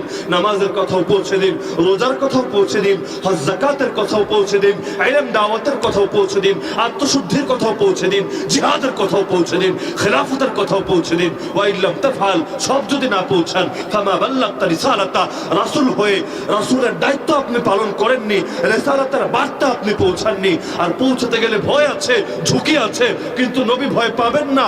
ওয়াল্লাহু ইয়াসিমুকা মিনান নাস, আল্লাহ আপনাকে মানুষের হাত থেকে হেফাজত করবে। সুবহানাল্লাহ। যখন এই আয়াত নাযিল করা হলো, আমার নবী বললেন, হে পাহারাদাররা এদিকে আসো, আর তোমরা আমার আর পাহারাদারি করো না, আল্লাহ বলেছেন আমাকে নিরাপত্তা দিবে, আমি কিভাবে প্রহরী রাখতে পারি, যাও যাও তোমরা আমার তাঁবুর সামনে থেকে সরে যাও, আমার আর কোনো প্রহরী লাগবে না, আল্লাহই আমার নিরাপত্তা দানে যথেষ্ট। সুবহানাল্লাহ। এই আয়াত নাযিল হওয়ার পর মৃত্যু পর্যন্ত আমার নবী আর কোনো পাহারাদারও রাখেন। আল্লাহ। আর যেই ওয়াদা নবীর জন্য, একই ওয়াদা নবীর ওয়ারিসদের জন্য। যেই ব্যক্তি কোরআনের কথা পৌঁছাবে তাকে নিরাপত্তা দেবে কে? আল্লাহ। বলেন নিরাপত্তা দেবে কে? আপনি বলেন আল্লাহ নিরাপত্তা দিলে তো শহীদ হয়। আরে শাহাদাত তো ব্যর্থতা না, শাহাদাত তো পরম কাম্য বস্তু। তোরা যেমন নারীদের সঙ্গে হারাম রিলেশন করার জন্য পাগল হয়ে থাকো, মদের বোতল আর গাঞ্জা টানার জন্য যেমন মাতাল হয়ে থাকো, আমরা শাহাদাতের জন্য এর চাইতে অনেক কোটি গুণ বেশি পাগল হয়ে থাকি। আমাদের পাগলামি করার মতো যদি কিছু থাকে সেটা হলো শাহাদাত। আর আমার নবী বলে, আমার বড় ইচ্ছা হয় আল্লাহ তোমার পথে একবার শহীদ করা হবে, আবার জীবন দেওয়া হবে, আবার শহীদ করা হবে, আবার জীবন দেওয়া হবে, আবার শহীদ করা হবে, আবার জীবন দেওয়া হবে, আবার শহীদ করা হবে। আর নবীর চাইতে ভালো কে জানে? জীবন একটা, এই জীবন যদি একবার সমাপ্ত হয়, আল্লাহ কাউকে দ্বিতীয় জীবন দেয় না। সেই নবী আল্লাহর কাছে 4 বার শাহাদাতের দোয়া করে। এমনকি নবী জানিয়ে দেন, পৃথিবীর যে কাউকে জান্নাতে যদি একবার ঢুকিয়ে দেওয়া হয়, আর তাকে যদি গোটা দুনিয়ার রাজত্বের প্রস্তাব দেওয়া হয়, দুনিয়ার ভিড়তে কেউ রাজি হবে না ইল্লা শহীদ। তবে শহীদ বলবে, আল্লাহ একবার না 10 বার ফিরাও। শহীদের যে কি মর্যাদা, একবার নিজের চোখে দেখেছি, আবার শহীদ হতে চাই, জান্নাতটা আরেকটু বড় বানাতে চাই, আবার শহীদ হতে চাই, আরেকটু বড় জান্নাত পেতে চাই, আল্লাহ বারবার পাঠাও, বারবার পাঠাও। আল্লাহু আকবার। তো মুসলমান নারীর জন্য, গাড়ির জন্য, বাড়ির জন্য পাগল হয় না। আর প্রকৃত মুসলমান যদি কিসের জন্য পাগল হয়, সেটার নাম হলো শাহাদাত। আর মুনাফিকদের জন্য শাহাদাতের চাইতে বড় ভয়ের কিছু নাই। মুনাফিক শাহাদাতের দোয়া করতেও ভয় পায়। আরে যদি শাহাদাতের দোয়া করি আর আল্লাহ যদি কবুল করে ফেলে, তাইলে তো শেষ, অনেক ব্যথা লাগবে, আমি সইতে পারবো না, আমি শান্তিকামী মুসলমান, শাহাদাতের ব্যথা আমার পক্ষে সহজ সম্ভব না। আর প্রকৃত মুমিন জানে পৃথিবীর সব মরণে কষ্ট আছে, একটা মরণে কষ্ট নাই, সেই মরণের নাম শাহাদাতের মরণ। সুবহানাল্লাহ। আপনার চোখে দেখতে মনে হয় অনেক কষ্ট, কিন্তু আমার নবী যা বলেন তা 100% সত্যি। পৃথিবীর মধ্যে সবচেয়ে সহজ মৃত্যু হলো শাহাদাতের মৃত্যু। এই কোরআন সবাই তো পড়ি, কিন্তু পড়ার মধ্যে একটা পার্থক্য থাকে। সৈয়দ কুতুব রহমতুল্লাহ আলাইহির ঘটনা এই তেলিনগরে আগের মজলিসে শুনিয়েছিলাম। জেলখানায় তার ফাঁসির ফয়সালা হয়েছে, অপরাধ বড় কঠিন অপরাধ। তিনি হকের কথা বলেছেন, তাওহীদের দাওয়াত দিয়েছেন। সেই সময় মিশরের বাদশা ছিল সেকুলার বাদশা, জালেম বাদশা, মুরতাদ বাদশা। তো সে হকের কথা তার গায়ে নিয়েছে। সে ভাবলো এই সৈয়দ কুতুবরে যদি দমাই, পুরো দেশ মনে হয় ঠান্ডা হয়ে যাবে। কিন্তু সে জানে না, কাউকে শহীদ বানিয়ে বিপ্লব থামানো যায় না, বরং কোন ভূমিতে যদি শহীদের রক্ত ঝরে, সেই জমিনে ইসলাম কায়েম হয়ে যায়। এ কারণে কবি বলেন, ইসলাম জিন্দা হোতা হয় হর কারবালা কে বাদ। আপনি বলবেন কারবালা হলো আমাদের জন্য একটা পরাজয়ের ইতিহাস। কবি বলেন, না না, এটা আমাদের জন্য বিজয়ের ইতিহাস। কারণ একদিকে কারবালার ময়দানে হুসাইনের রক্ত ঝরে, আর একদিকে সেই রক্তে ইয়াজিদের পতনের ফয়সালা লেখা হয়। এক শহীদ দুনিয়া থেকে চলে যায়, হাজার মুজাহিদকে জাগিয়ে দিয়ে যায়। এক বাবরি মসজিদ শহীদ হয়েছে, বাবরি মসজিদের জায়গায় রাম মন্দির বানানোর প্ল্যান তারা চূড়ান্ত করে নিয়েছে, কিন্তু এক মসজিদ শহীদ হয়েছে। লক্ষ কোটি মসজিদের নিরাপত্তার ব্যবস্থা করে গিয়েছে, আর সেও স্থায়ী শাহাদাত বরণ করেনি। কাবার মধ্যে যেমন 360টা মূর্তি ঢুকে গিয়েছিল, বাবরি মসজিদের মধ্যেও ওরা রামের মূর্তি ঢুকিয়েছে। কিন্তু একবার যেই জায়গা মসজিদ হয়, কিয়ামত পর্যন্ত সেটা মসজিদই থাকে। কেউ দখল করে মসজিদকে সরাতে পারে না, বরং সেখান থেকে আসমান পর্যন্ত পুরো জায়গাটা আল্লাহ মসজিদ হিসাবে লিখে দেন। যার কারণে বাবরি মসজিদ আবারও মসজিদ হবে, সেখান থেকে আবারও মূর্তি বের করা হবে। তাওহীদ জনতা আবারও সেখানে আল্লাহর উদ্দেশ্যে সিজদা করবে। তো বলছিলাম, শাহাদাত কি ব্যর্থতা? যদি ব্যর্থতা না হয়, তাহলে মুমিনের শাহাদাতের ভয় দেখিয়ে কি লাভ? ওরা কিসের ভয় দেখাবে আমাদের? বলেন, কিসের ভয়? কারাগারের ভয় দেখাবে? ইউসুফ আলাইহিস সালাম কারাগারে ছিলেন, আমার নবী তিনটা বছর কারাগারে কাটিয়েছেন, অধিকাংশ সাহাবী কারাগারে কাটিয়েছেন। এমনকি একটা পর্যায়ে এমন হয়েছে, নিজেদের মলগুলো ছাগলের মলের মতো হয়ে গেছে। কিসের ভয় দেখাবে? আমাদের বিরুদ্ধে যুদ্ধ করার ভয় দেখাবে? এই ইউরোপে, আমেরিকা, ইসরায়েল, এই ভারত। আরে আমার নবী প্রত্যেক 1 মাসে একটা করে যুদ্ধ করেছে। মদিনায় যাওয়ার পর 10 বছরে নিজে করেছেন 27টা, বাহিনী পাঠিয়েছেন 47টা, গড়ে প্রত্যেক 1 মাসে একটা করে যুদ্ধ করেছেন। আমরা তো সেই নবীর উম্মত। কিসের ভয় দেখাবে? মেরে ফেলবে। যদি মারে, আরে আমাদের অনেক বড় একটা উপকার ওরা করে দিবে, অনেক বড় উপকার। কি নিজে নিজে মরলে তো আর শহীদ না নাকি? আত্মহত্যা করলে কি আর শহীদ নাকি? কিন্তু ওরা যদি আমাদের মারে, আরে জীবনটা কবুল। শাহাদাত তো যার তার কপালে জোটে না। খালিদ বিন ওয়ালিদ সারা জীবন কাটিয়েছেন জিহাদের ময়দানে। এমন কোন অঙ্গ নাই যে অঙ্গয় তরবারি বা তীরের কোনো আঘাত লাগেনি, মৃত্যু হয়েছে বিছানায়। সুলতান সালাহুদ্দিন আইয়ুবী মৃত্যু হয়েছে বিছানায়। মরার সময় একটা আফসোস ছিল তাদের, চোখের সামনে কত সাথী শহীদ হয়ে গেল, হাতের উপর কতজন নিজের শেষ নিঃশ্বাস ত্যাগ করলো, কিন্তু আল্লাহ আমাদের কবুল করলো না। সারা জীবন কাটালাম ময়দানে, মৃত্যু হচ্ছে বিছানায়। আফসোস, বড় আফসোস। কিয়ামতের দিন শহীদদের মর্যাদা দেখে সবাই আফসোসে মরবে। হায় আল্লাহ, কি মর্যাদা ওরা অর্জন করে নিয়েছে। একই সাথে ছিলাম দুনিয়াতে, কিন্তু আজ ওরা কোথায় আর আমরা কোথায়? তো বলছিলাম রব্বিল আলামিন এর মানে এক আল্লাহর বিধান মানতে হবে জীবনের সব ক্ষেত্রে। এ কথা বলার সুযোগ নাই। রাজনীতির প্রসঙ্গে আল্লাহর কথা চলবে না। আজকাল তো হুজুরদের বলা হয়, হুজুর রাজনৈতিক কথা বলবেন না। নাউযুবিল্লাহ মিন যালিক। তার মানে আমার নবী যে রাজনীতি করেছেন, 4 খলিফা আবু বকর, ওমর, ওসমান, আলী যে রাজনীতি করেছেন, হাসান হুসাইন যে রাজনীতি করেছেন, সেটার কথা বলা যাবে না। একমাত্র বলা যাবে আব্রাহাম লিঙ্কনের রাজনীতির কথা, মাও সেতুংয়ের রাজনীতির কথা, সেই কার্ল মার্কস, লেনিন নামের কুলাঙ্গার গুলোর রাজনীতির কথা। কিন্তু আল্লাহর নবীর রাজনীতির কথা, সাহাবীদের রাজনীতির কথা বলা যাবে না। নাউযুবিল্লাহ। যদি বলা নাই যায়, তাহলে কোরআন হেদায়েতের কিতাব থাকবে কিভাবে? যে কোরআন নামাজ শিখায়, একে কোরআন তো রাজনীতিও শিখায়। যদি কোরআন রাজনীতি শিখায়, তাফসীরের মজলিসে হুজুর তো রাজনীতির কথাও বলবে। কেউ যদি বলে রাজনীতির কথা বলবেন না, অর্থ হবে কোরআনের কথা বলবেন না, আর কেউ যদি কোরআনের কথা বলার ব্যাপারে নিষেধাজ্ঞা জারি করে, সেই লোক আর মুসলমান থাকে না, মুরতাদ হয়ে যায়। হ্যাঁ, তাদের অভ্যন্তরীণ বিষয়গুলো নিয়ে আমাদের কথা বলার দরকার নাই। কারণ আমরা হুজুর আওয়ামী লীগেরও দালালি করি না, বিএনপিরও দালালি করি না, জামাতেরও দালালি করি না। প্রকৃত আলেম যারা হয়, তারা একমাত্র আল্লাহ এবং তার রাসূলের দালালি করে। আমরা দালাল, এটা আমাদের জন্য গর্বের বিষয়, কিন্তু আমরা তোদের দালাল না, আমরা আল্লাহ এবং তার রাসূলের দালাল। আর রহমানির রহিম মালিক ইয়াউমিদ্দিন, এই 2 আয়াতের মধ্যে আল্লাহ তাআলার জন্য কিছু গুণ এবং নাম সাব্যস্ত করা হয়েছে। আমার আল্লাহকে মানতে চাইলে গুণ সহকারে মানতে হবে। আমার আল্লাহ গুণহীন কোন সত্তা না। হিন্দুরা এরাও ভগবান বলে আল্লাহরে বুঝায় বা আল্লাহরে মানে, কিন্তু সঙ্গে আরো 333 কোটিরে মিলিয়ে। খ্রিস্টানরা তারাও বলে আমরা লর্ড প্রভুকে মানি, কিন্তু এর পাশাপাশি আমরা হোলি স্পিরিট অর্থাৎ পবিত্র আত্মা এবং ঈসা অর্থাৎ আল্লাহর কালাম বা ওয়ার্ড অফ গড, এই 2টাকেও রব হিসেবে মানি। রব হয়ে গেল 3টা। কিন্তু আমার আল্লাহকে মানলে তার গুণ সহকারে মানতে হবে। আল্লাহর অনেক গুণ আছে, যেমন কুল হুয়াল্লাহু আহাদ। আমার আল্লাহ একটা গুণ হচ্ছে তিনি এক। আল্লাহ কত? আল্লাহ 3ও না, 33 কোটিও না, আল্লাহ এক। সে আল্লাহর ইবাদত করতে হয় একক ভাবে। ইয়াকা নাবুদু, একমাত্র তোমার ইবাদত করি। তোমারে বাদ দিয়ে 333 কোটি তো দূরের কথা, তোমারে বাদ দিয়ে আর একজনের ইবাদত করি না। এমনকি বাপও যদি আমার পক্ষে বাধা হয়ে দাঁড়ায়, সে বাপেরও গোলামি করা যায় না।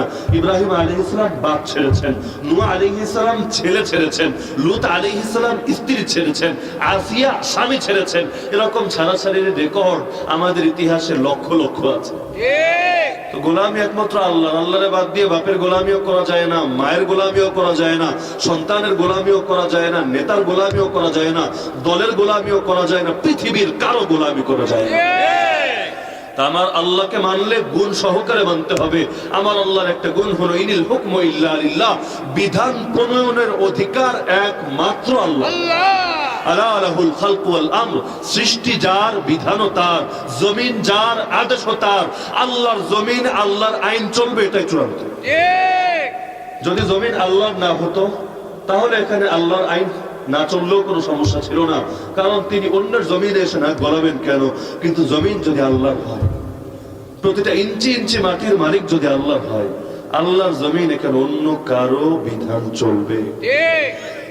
পৃথিবীর প্রতিটা দেশে, প্রতিটা রাষ্ট্রে, যেই রাষ্ট্রগুলো যুদ্ধ করে স্বাধীন হয়েছে সেখানে স্বাধীনতার স্থপতি একজন করে থাকে। তিনি কিন্তু এই জমিনটাকে বা এই রাষ্ট্রটাকে সৃষ্টি করেন। কি করেছেন? শুধু স্বাধীন করেছেন, যুদ্ধ করেছেন বা যুদ্ধে নেতৃত্ব দিয়েছেন। তার কথাটাই সেই রাষ্ট্রে চূড়ান্ত থাকে। শুধু বাংলাদেশে না, সারা পৃথিবীতে এটাই সিস্টেম। তার আদেশ, তার কথাই সেখানে চূড়ান্ত থাকে, তার বিরোধিতা কেউ করতে পারে না। ঠিক। এমনকি তুরস্কের মধ্যে এখন এরদোগান আছে ক্ষমতায়, কিন্তু তুরস্কের মধ্যে কামাল আতাতুর্ক, যে ইসলামের সবচাইতে বড় দুশ্মন, ইসলামের শাসন ব্যবস্থা, ইসলামী খেলাফতের পরাজয় ঘটেছে যার হাতে, যে ইউরোপ আমেরিকার দালালি করে আল্লাহর জমিন থেকে খেলাফতকে দূর করেছে, ডেমোক্রেসি সেকুলারিজমকে আল্লাহর জমিনে ঢুকিয়েছে, সেখানে এখনো পর্যন্ত এরদোগান ক্ষমতায় থাকা সত্ত্বেও কামাল আতাতুর্কের বিরুদ্ধে কেউ বলতে পারে না, এমনকি সে নিজেও বলে না। সে যেই চেয়ারে বসে তার পেছনেই সে কামাল আতাতুর্কের ছবি বসানো আছে। এমনকি তার সঙ্গে বাংলাদেশের পররাষ্ট্র মন্ত্রণালয়ের চুক্তি হয়েছে, ঢাকার মধ্যেই সেই নাস্তিক বেঈমান কুলাঙ্গার মুরতাদেরও নাকি একটা ভাস্কর্য বসে, সে কামাল আতাতুর্ক, যার হাত ধরে ইসলামের ইতিহাসের সবচেয়ে কলঙ্কজনক অধ্যায়টা রচিত হয়েছে। তো সব জায়গায় এরকম হয়, অথচ তিনি কিন্তু এটাকে নিজে সৃষ্টি করেননি। বাপ মা বোঝেন তো সবাই, নাকি পাপ্পা এবং মাম্মি বোঝেন? আচ্ছা, বাপ মার কথার অবাধ্য হলে সবাই সন্তানকে বেয়াদব বলে, হিন্দু হোক আর খ্রিস্টান হোক। যদি বাপ মায়ের কথা না শোনে আর তার সব গুণ ভালো, সমাজের সঙ্গে ভালো ব্যবহার করে, আর্থিক লেনদেন ভালো, কোনো দুই নাম্বারই করে না, সুদ ঘুষের কারবার করে না, তারপর সবাই তাকে বেয়াদব বলে কিনা? আর বাপ মার কথা না শুনলে বলে না বেয়াদব? অথচ এই বাপ মা কি তাকে সৃষ্টি করেছে? তার জীবন মরণে বাপমার হাতে। বাপমা তাকে রিজিক দেয়? কোনো কিছুই না, বাহ্যিক একটা মাধ্যম আল্লাহ তাদেরকে বানিয়েছে, কিন্তু সবকিছুর মূল কে? আল্লাহ। যদি বাপমা একটা বাহ্যিক মাধ্যম হওয়ার কারণে বাপ মায়ের বিরুদ্ধে কোনো কিছু না করা যায়, যদি স্বাধীনতার স্থপতির বিরুদ্ধে কোনো কিছু না করা যায়, অথচ তিনি একটা গাছও সৃষ্টি করেননি, একটা পাতাও সৃষ্টি করেননি, একটা মানুষকে জীবনও দেননি, একটা মানুষকে মরণও দেননি, একজনকে রিজিকও দেননি, তারপর তার কথাই চূড়ান্ত ধরা হয়, তো যে আল্লাহ সবকিছু করেন তার কথাকে চূড়ান্ত ধরা হবে না? তো এখন কেউ শুধু আল্লাহকে এই হিসাবে মানে যে শুধুমাত্র ব্যক্তিগত আমলগুলো আল্লাহর জন্য করব, কিন্তু সব গুণ মানবো না, সেই মানুষকে মুসলমান বলা হয়। মুসলমান সেই ব্যক্তি যে আল্লাহকে গুণহীন সত্তা হিসাবে না, বরং আল্লাহর যত গুণ আছে সবগুলো সহকারে তার উপর ঈমান রাখে, একমাত্র তাকেই বলা হয় মুসলমান। রিজিক দেন কে? আল্লাহ। জীবন দেন কে? আল্লাহ। মৃত্যু কার হাতে? আল্লাহ। জীবনের সব ক্ষেত্রে বিধান প্রণয়নের ক্ষমতা একমাত্র কার? আল্লাহ। সে আল্লাহর বাইরে গিয়ে কেউ যদি বিধান প্রণয়ন করতে চায়, সে নিজেও আর মুসলমান থাকে না। কোরআন জানাচ্ছে ফাউলাইকা হুমুল কাফিরুন ফাউলাইকা হুমুল ফাসিকুন ফাউলাইকা হুমুজ জালিমুন, তারাই কাফের, তারাই জালেম, তারাই ফাসিক।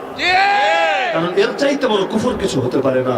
আর কোরআনের দৃষ্টিতে সবচেয়ে বড় জুলুম হলো ইন্না শিরকা লাযুলমুন আযীম, শিরক হলো সবচেয়ে বড় জুলুম। সুতরাং এরাই হলো জালেম।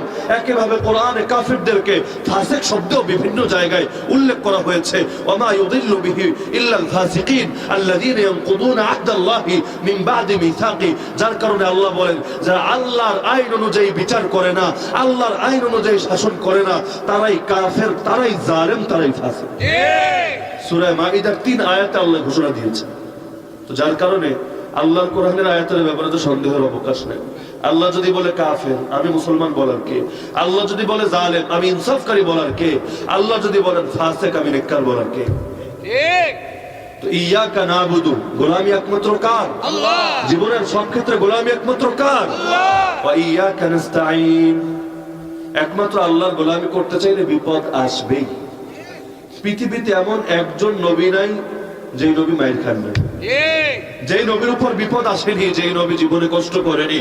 বরং পৃথিবীর বাস্তবতা হলো নবীরা যেদিন থেকে নবুয়তের দাওয়াত দেওয়া শুরু করেছেন, সেদিন থেকে মৃত্যু বা শাহাদাতের দিন পর্যন্ত একদিনের জন্য শান্তি পান। আমরা এই পৃথিবীর ব্যাপারে কিভাবে বড় স্বপ্ন দেখি। এই পৃথিবী তো সেই পৃথিবী যে আদম থেকে শুরু করে মুহাম্মদুর রাসূলুল্লাহ সাল্লাল্লাহু আলাইহি ওয়াসাল্লাম কোন নবীকেই শান্তি দেয়নি। সেই পৃথিবী কিভাবে আমাকে আর আপনাকে শান্তি দিবে? আরে আমি আলেম হয়েছে, আমি চাই সবাই আমার উপর সন্তুষ্ট থাক, কিভাবে সম্ভব? আল্লাহর দুশমনরা কোনোদিন আমার উপর সন্তুষ্ট হবে না। যারা আল্লাহর উপরে সন্তুষ্ট হতে পারেনি তারা কিভাবে আমার উপর সন্তুষ্ট হবে? যারা আল্লাহর খেয়ে আল্লাহর পরে তার অস্তিত্বকে স্বীকার করে না।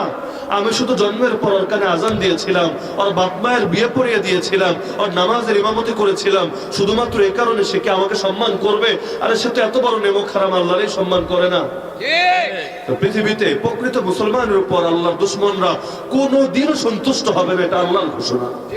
ওয়ালান তারদা আনকাল ইয়াহুদ ওয়ালান নাসারা হাত্তা তাত্তাবিআ মিল্লাতাহুম। হে নবী, ইহুদি এবং খ্রিস্টানরা কিছুতেই তোমার উপর সন্তুষ্ট হবে না, যতই সর্বযুগের সর্বশ্রেষ্ঠ মহামানব হও, যতই উত্তম চরিত্রের অধিকারী হও, যতই ওয়াইন্নাকা লাআলা খুলুকিন আযীমের অধিকারী হও, কিন্তু ওরা কোনোদিনও তোমার উপর সন্তুষ্ট হবে না। হাত্তা তাত্তাবিআ মিল্লাতাহুম, যতদিন না ইসলাম ছেড়ে ওদের আদর্শগুলো তোমরা গ্রহণ করো, এর অনুসরণ করো। আজকে যদি কেউ বলে ইহুদি খ্রিস্টানের আদর্শ মানি না, জীবনের সব ক্ষেত্রে একমাত্র ইসলাম মানি, সেই লোকের উপর কি কাফেররা সন্তুষ্ট হবে? আপনি যদি বলেন আব্রাহাম লিঙ্কনের আবিষ্কার করা গণতন্ত্র মানি না, কাফেরদের আবিষ্কার করা সেকুলারিজম মানি না, মুশরিকদের আবিষ্কার করা জাতীয়তাবাদ মানি না, আমি একমাত্র আল্লাহ মানি, রাসূল মানি, এর বাইরে কিছু মানি না, কি মনে হয় আপনারা ভালো বলবে? বলবে কি রে, সাম্প্রদায়িক উস্কানিমূলক কথাবার্তা হচ্ছে, হুজুর দেখি চরমপন্থী, হুজুরের কথা উগ্রবাদের গন্ধ পাওয়া যায়, হুজুর একটু গরম হন, এত গরম হলে তো চলে না, ইসলাম মানে শান্তি আর শান্তি আর শান্তি। কি আজকাল আছে না অনেকে, যদি মাইকে একটু হুঙ্কার হুজুরের শোনে অনেকের ভয় ধরে যায়, হুজুর এত গরম কথা বলেন কেন? হুজুর এরকম বললে ভয় লাগে, একটু আস্তে আস্তে কুল কুল, একটু কুল ঠান্ডা ভাবে একটু কথা বলেন। অথচ আমার নবীর বয়ান কেমন ছিল? হাদিসের মধ্যে আছে, কানা ইযা সাইদাল মিম্বার, যখন আমার নবী মিম্বারের উপর উঠতেন, মঞ্চে যখন উঠতেন, হাজ্জাল মিম্বার হাজ্জা, মিম্বার থরথর করে কাঁপতো। সুবহানাল্লাহ। নিজে না কাঁপলে কি আর মিম্বার কাঁপবে নাকি? হাজ্জাল মিম্বার হাজ্জা ওয়া আলা সাউতুহু ওয়া আহমাররা ওয়াজহুহু, তার সাউন্ড উঁচু হয়ে যেত, চেহারাটা লাল হয়ে যেত। সুবহানাল্লাহ। সুন্দর মানুষ যখন অনেক জোরে জোরে কথা বলেন চেহারা লাল হয়ে যায় না? হাদিসে আরো স্পষ্ট করা হচ্ছে, কান্নাহু মুনযিরু জাইশ, যেন তিনি কোন সেনাবাহিনীকে কমান্ড দিচ্ছেন, তাদেরকে সতর্ক করছেন।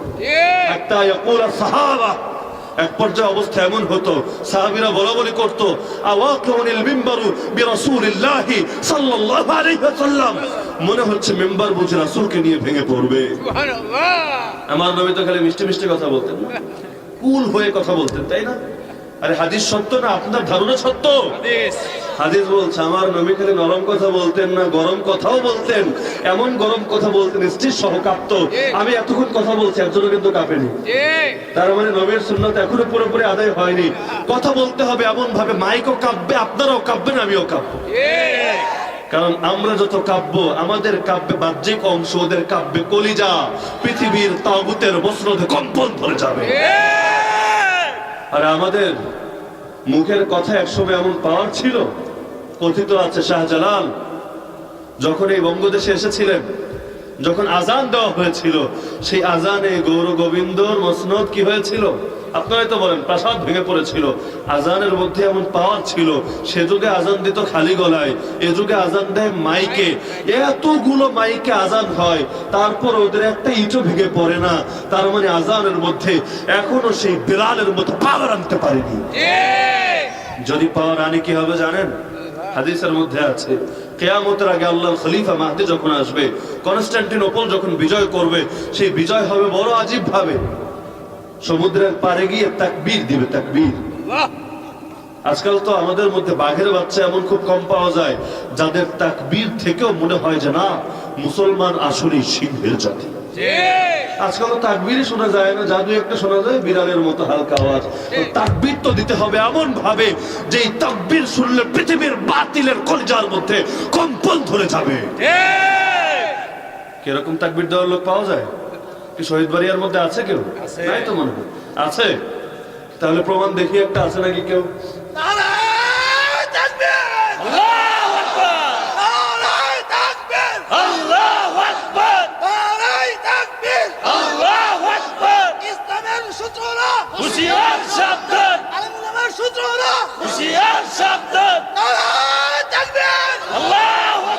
মাশাআল্লাহ, মাশাআল্লাহ। ইমানের মধ্যে যখন পাওয়ার থাকে সেই পাওয়ার মুখের মধ্যেও প্রকাশ পায়। এই পাওয়ার যত বাড়বে ওদের কলিজাও তত কাঁপবে। ইসলাম শুধু গোপনে গোপনে তাকবীর দিতে বলেন, প্রকাশ্যেও দিতে বলেছে। ঈদের দিন যখন ঈদগাহে যায় মুসলমানরা কি বলা হয়েছে? দুই ঈদে দুই রকম। এক ঈদে হলো জোরে জোরে তাকবীর দিতে হবে, মদিনার অলিতে গলিতে তাকবীর উচ্চারিত হতো। সেই মদিনায় শুধু মুসলমানরা থাকতো তা না, এই তাকবীরও তো সাম্প্রদায়িক কথা, তাই না? অসাম্প্রদায়িক কথা তো না। অসাম্প্রদায়িক মানে হলো এমন কথা বলবেন যেটা কোনো বিশেষ ধর্মের পক্ষে যায় না, সবার পক্ষে যায়। 10 মিলে করি কাজ, হারে জিতে না বিরাজ। কিন্তু মুসলমান কথা বলার সময় সাম্প্রদায়িক কথা বলে না, অসাম্প্রদায়িক কথা বলে। অসাম্প্রদায়িক স্থান হলো জাহান্নাম। যে জাহান্নামে কোনো ভাগাভাগি নাই। ইহুদিও যাবে, খ্রিস্টানও যাবে, বৌদ্ধও যাবে, নাস্তিকও যাবে, মুরতাদও যাবে। এটা হিন্দুদের জন্য খাস না, খ্রিস্টানের জন্য খাস না, নাস্তিকের জন্য খাস না, কোন সম্প্রদায়ের জন্য সাম্প্রদায়িক জায়গা না, বরং সকল সম্প্রদায়, সকল কাফের মুশরিকের জন্য অসাম্প্রদায়িক জায়গা। আর জান্নাত হলো বড় সাম্প্রদায়িক জায়গা। এখানে নাকি মুসলমান ছাড়া কেউ যাইতে পারবো না। যতই ফোন লাগাক, যতই ধান্দা করুক, যতই ঘুষের প্যাকেট আগিয়ে দেখ, কেউ যেতে পারবে না। পারবে নাকি? আরে পারবে? দুনিয়ায় এত ক্ষমতা, কিয়ামতের দিন আল্লাহ বলবে লিমানিল মুলকুল ইয়াউম, আজকের রাজত্ব পরিচালনা করবি, সামনে আয়, সবাইকে তোর চেহারাটা দেখিয়ে দে। কিন্তু একটা লোকও সেদিন সামনে আসবে না। এত বড় বড় ক্ষমতা, পা মাটিতে পড়ে না। আলেম ওলামার পারলে এদের কলিজার উপর গিয়ে চলে থাকে, কত সাহস। কিন্তু সেদিন একটা পাও 1 বিঘত সামনে অগ্রসর হবে না, সব চুপ। শুধু চুপই না, ল্যাংডা। জানেন না কিয়ামতের দিন কি দামি দামি কাপড় থাকবে না, মাথার মধ্যে মুকুট থাকবে, ল্যাংটা উলঙ্গ। এত ভয় থাকবে, সবগুলো উলঙ্গ, তাকানোর সময় পাবে না। আয়েশা রাদিয়াল্লাহু আনহা জিজ্ঞেস করেছিলেন রাসূলকে, হে আল্লাহর রাসূল, সব যদি উলঙ্গ হয়েও সেটা তো লজ্জার বিষয়, একজন একজনের সতর দেখে ফেলবে। রাসূল বলেন, আরে যে হালত থাকবে সতর দেখবে কোত্থেকে? ইয়া নাফসি করতে করতেই শেষ। মনে সুখ থাকলে না যে মাইয়াদের ইফতিজিং করে, সুখী নাই মনের মধ্যে, নিজের প্রাণ যায় যায় অবস্থা। এই সময় কি আবার টিজ করার সুযোগ আছে নাকি? কি আর সতর আর কি এর কি, নজর তো শুধু আল্লাহর দিকে। আল্লাহ শেষ, আমি একটু সুযোগ দাও, একটু বাঁচা, একটাবার দুনিয়া পাঠাও, থুক্কু দিয়ে ভালো হয়ে যাব। আলেম ওলামার কথা মতোই চলবো, বেশি পণ্ডিতি করব না, কারো ঘাড় ভাঙিয়ে দেওয়ার কথাও বলবো না, হাত ভাঙার কথাও বলবো না, বরং বলবো হুজুররা আপনারা আমাদের মাথার তাজ, আপনারা আছেন বলে দুনিয়াটা এত সুন্দর। আপনারা তো সেই জাতি যাদেরকে দেখলে আসমানের ফেরেশতা পর্যন্ত ডানা গুটিয়ে নাই, যাদের জন্য সমুদ্রের মাছ দোয়া করে, গর্তের পিঁপড়াও দোয়া করে। আমরা তো এত নেমখারাম হতে পারি না, আপনাদের বিরুদ্ধে যাব। আরে গোটা সৃষ্টি জগৎ আপনাদের পক্ষে, আপনাদের পায়ের নিচে থাকতে পারাই তো আমাদের জন্য সৌভাগ্য। আল্লাহু আকবার, আল্লাহু আকবার, আল্লাহু আকবার। মাশাআল্লাহ, এই মুরব্বিকে দেখলে আমি অনুপ্রাণিত হই। মুরব্বীদের রক্তের মধ্যেই যদি এরকম স্রোত থাকে, সেই সমাজের যুবকদের কি অবস্থা হবে? ওরা যখন আমাদের এরকম মুরব্বীদেরকে দেখবে, ভয়ে তো ওদের কলেজে এমনি কাঁপবে। আরে শহীদ বাড়ি আর মুরব্বীরাই এত পাক্কা ইমানদার, এই সমাজের যুবক সামনে আসলে তো একটাও আর মাটিতে থাকতে পারবো না। এজন্য মাঝে মাঝে সাহস দেখাবেন, সব ভেতরে চেপে রাখলে হবে না। আমার নবী বলেন, আল মুমিনুল কাওয়ী খায়রুন ওয়া আহাব্বু ইলাল্লাহি মিনাল মুমিনিদ দাঈফ। শক্তিশালী মুমিন আল্লাহর নিকট দুর্বল মুমিনের চাইতে বেশি প্রিয় এবং শ্রেষ্ঠ।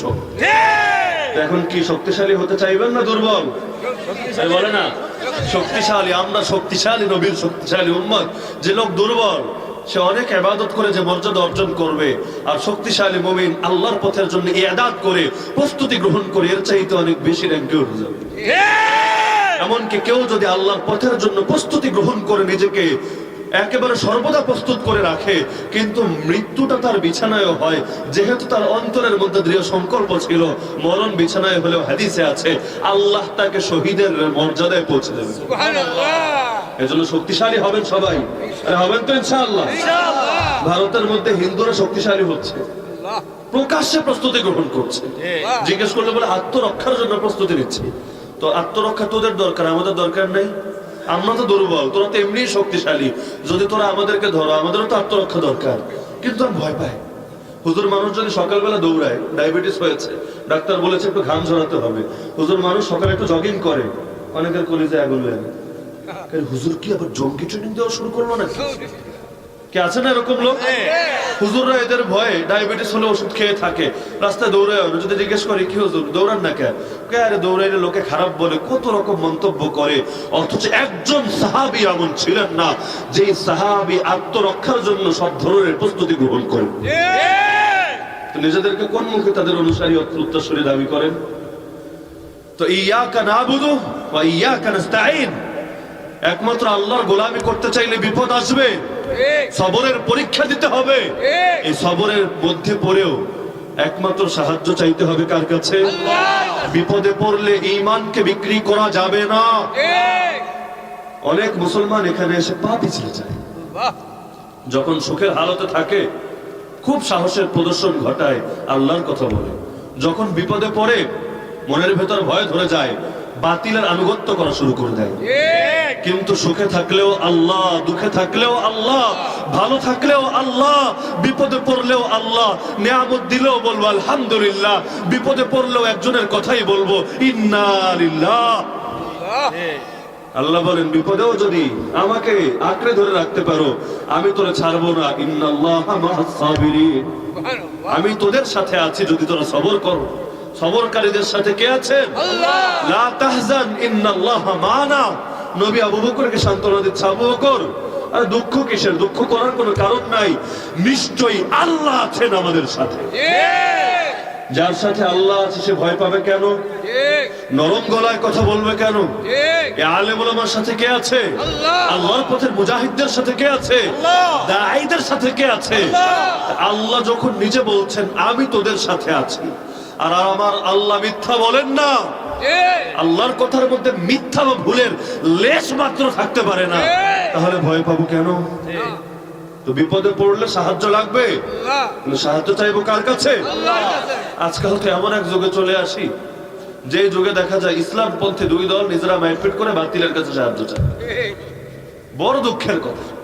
সারা জীবন আল্লাহর কথা বললো, রাসূলের কথা বললো, কোরআনের কথা বললো, এখন নিজেরা মারপিট করে ফেরাউনের কাছে বিশ্বাস দেয়। আবার গিয়ে কি বলে জানেন? ও হে ফেরাউন, হামান আমাদের উপর জুলুম করেছে, তুমি হামানের বিচার করো।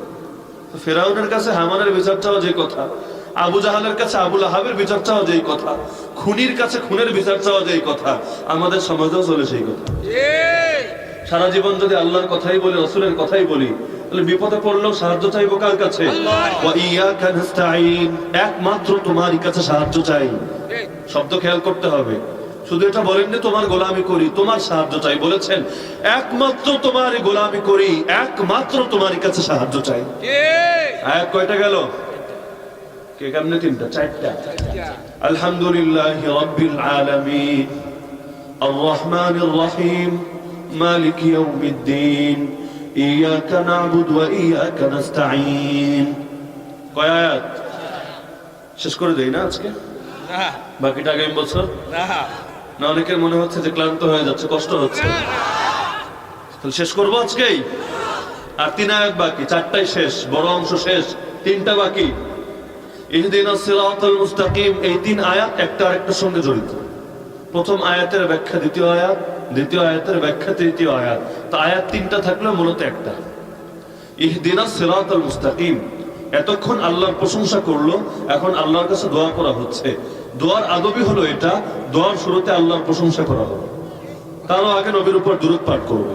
সর্বপ্রথম নবীর উপর দুরূদ, তারপর প্রশংসা, তারপর আপনি যে চাইতে চান সেটা। জানাজার মধ্যেও কিন্তু একই নিয়ম।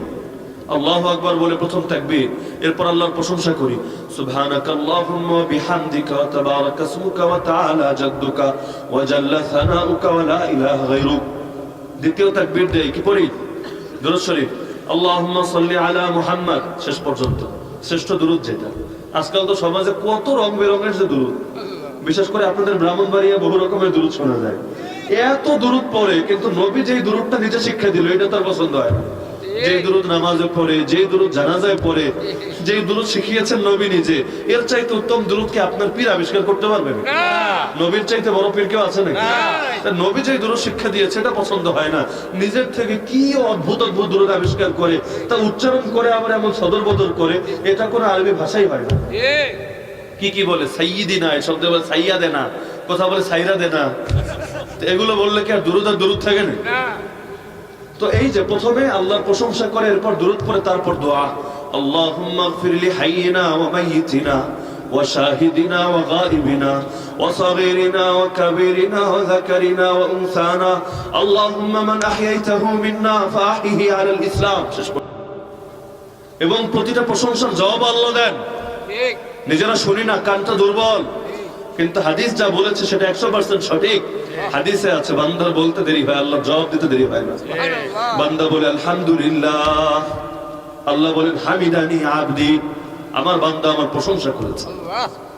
এরপর আল্লাহ বলেন মাজ্জাদানি আবদি আসনা আলাইয়া আবদি। তো বান্দাও এক একটা শব্দ বাক্য উচ্চারণ করে, আল্লাহ সঙ্গে সঙ্গে রিপ্লাই দেন।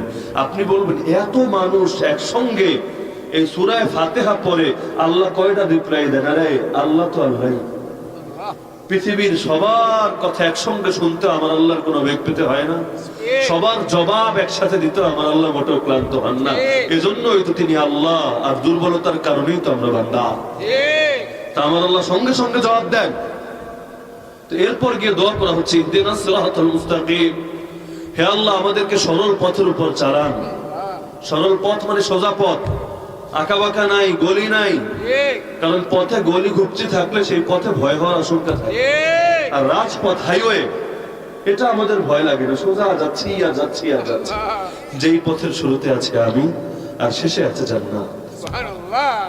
আর ডানে বামে বহু পথ চলে গেছে। আমার নবী নিজে একদিন এঁকে দেখিয়েছেন, এই পথগুলো দিয়ে যারা ঢুকে যায় ভুল করে, তারা সোজা গিয়ে পড়ে যায় জাহান্নামে। ঠিক। জান্নাতের পথ আমি জিজ্ঞেস করি, সোজা পথ না বাঁকা পথ? সোজা।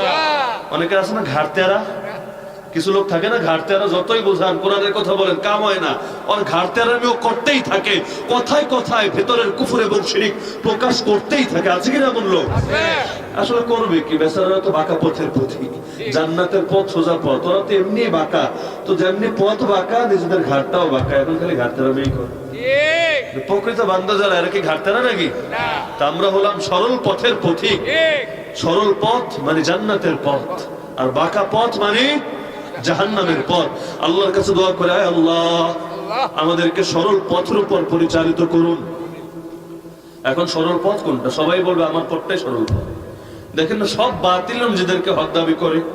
সাধারণ মানুষ অনেক সময় কনফিউজ হয়ে যায়, হুজুর এক এক হুজুর এক একটা কয়, আমরা এত আমজনতা আমরা যাবো কই? আমরা তো ম্যাঙ্গো পিপুল, এত কিছু বুঝি না, কই যাবো? এক একজন যদি এক একটা কথা বলে, মাথা তো এমনি খারাপ হয়ে যায়। কিন্তু এটাও আসলে পিঠ বাঁচানোর জোগাড়। অন্যথায় যেই সময় আমার নবী দুনিয়াতে ছিলেন, আমার নবী কয়জন? একজন। আমরা কার শরীয়ত মানি? একজনের শরীয়ত, মুহাম্মদুর রাসূলুল্লাহ সাল্লাল্লাহু আলাইহি ওয়াসাল্লামের শরীয়ত। কিন্তু সেই সময় ভণ্ড নবী ছিল দুইটা, হক নবী একজন, ভণ্ড নবী। আরে বলেন, হক নবী একজন, ভণ্ড নবী দুইজন। যারা বলে আলেম ওলামার মধ্যে অনেক ভিন্ন কথা শুনি, আসলে হকপন্থী আলেমদের কথার মধ্যে কোনো ভিন্নতা নাই। যে ভিন্নতা গুলো দেখো, এগুলো হলো বাতিল পন্থীদের সঙ্গে ভিন্নতা। এই ভিন্নতা যেমন নবীর যুগে ছিল, এখনো আছে। যখন আল্লাহর খলিফা মাহদী আসবে তখনও থাকবে, যখন দাজ্জাল ধ্বংস হবে এরপর গিয়ে বন্ধ হবে। ঠিক। তো বাতিল পন্থীদের সঙ্গে ইখতিলাফ পুরনো। আমার নবী একজন, ভণ্ড নবী কয়জন? আর কেউ যদি বলে আল্লাহ আমার দোষ নাই, ভণ্ড নবীর দল ভারী, ওর মুরিদ বেশি, এজন্য গিয়ে আমি ওরে মানা শুরু করেছি, আল্লাহ আমারে মাফ করে দাও, মাফ পাওয়া যাবে? তো যার কারণ নিজের বিবেকটাকে খাটাতে হবে। আল্লাহ এই বিবেক দিয়ে আপনাকে গরু ছাগলের উপর শ্রেষ্ঠত্ব দিয়েছেন। নইলে আপনার সঙ্গে কুত্তার সঙ্গে পার্থক্য কোথায়? একটা জায়গায় পার্থক্য, আল্লাহ আপনাকে বিবেক দিয়েছে। এই বিবেক আল্লাহ দুনিয়া কামানোর জন্য দেয় নাই। সেই বিবেক শুধু রাজনৈতিক পদ পদবি পাওয়ার জন্য আর নির্বাচনে বেশি ভোট কামানোর জন্য দেয় নাই। আল্লাহ এই বিবেক দিয়েছে হক চেনার জন্য, কোরআন মানার জন্য। এই হক চিনতে হবে, কোরআন মানতে হবে। এখন সরল পথ কোনটা? সবাই তো বলবে আমার পথে সরল পথ। পরের দুই আয়াতের ব্যাখ্যা চলে এসেছে। প্রথম আয়াতে এক ধরনের ব্যাখ্যা, দ্বিতীয় আয়াতে আরেক ধরনের ব্যাখ্যা। সিরাতাল্লাযীনা আন'আমতা আলাইহিম, সরল পথ হলো সেই সমস্ত মানুষদের পথ, হে আল্লাহ যাদের উপর আপনি বিশেষ নিয়ামত বর্ষণ করেছেন। তারা কারা? এর ব্যাখ্যা আল্লাহ তাআলা সূরা নিসায় করে দিয়েছেন। এরা হলো চার শ্রেণীর মানুষ, মিনান নাবিয়্যিন ওয়াস সিদ্দীকিন ওয়াস শুহাদা ওয়াস সালিহিন। এক নম্বর হলো নবীদের পথ, জান্নাতের পথ। দুই নম্বরে সিদ্দিকদের পথ, জান্নাতের পথ। তিন নম্বরে শহীদদের পথ, জান্নাতের পথ। তার মানে শহীদরা যেই পথের উপর চলে শাহাদাত বরণ করেছেন, সেই পথ ব্যর্থতার পথ না, ভয়ের পথ না, বরং সেই পথ জান্নাতের পথ। আমাদের ভয় তো লাগবে তখন যখন জান্নাতের পথ ছেড়ে জাহান্নামের পথে চলে যাব। জান্নাতের পথে চলতে আবার ভয় কিসের? জিহাদ শব্দ উচ্চারণ করলে ভয় লাগবে না? আরে লাগবে নাকি? আমরা এমন যুগে চলে এসেছি বাতিল শব্দগুলো উচ্চারণ করতে ভয় লাগে না। আমেরিকা শব্দ উচ্চারণে ভয় লাগে না, ফেরাউন উচ্চারণেও ভয় লাগে না, গণতন্ত্র উচ্চারণেও ভয় লাগে না, জাতীয়তাবাদ উচ্চারণেও ভয় লাগে না। ভয় লাগে ইসলামের পবিত্র শব্দগুলো উচ্চারণ করতে। যেই শব্দ নির্বাচন করেছেন আল্লাহ, যেই শব্দ ব্যবহার করেছেন রাসূল, আল্লাহ এবং তার রাসূলের শব্দ বলতে মুসলমানের ভয় লাগে। মুসলমান ভাবে এত জিহাদের শব্দ উচ্চারণ করলে ওরা আমাদের জঙ্গি ভাববে, ওদেরকে নারাজ করার জন্য এই শব্দটা বাদ দেওয়া দরকার। এটা ভাবে না এই শব্দ বাদ দিলে যে আল্লাহ নারাজ হবে। আমার রাসূলের যুগের যে কাফেররা ছিল ওরা ওই শব্দগুলো পছন্দ করেনি। আবু জাহালও জিহাদ শব্দ শুনলে ওর খারাপ লাগতো, কিন্তু তাই বলে আমার নবী শব্দ ব্যবহার বাদ দিয়েছেন না। আমাদের সমাজে শুধু বলা হয় হাইয়া আলাস সালাত, হাইয়া আলাল ফালাহ। আমাদের সমাজে শুধু এই দুইটাই তো হাইয়া বলা হয়, হাইয়া আলাস সালাহ, হাইয়া আলাল ফালাহ।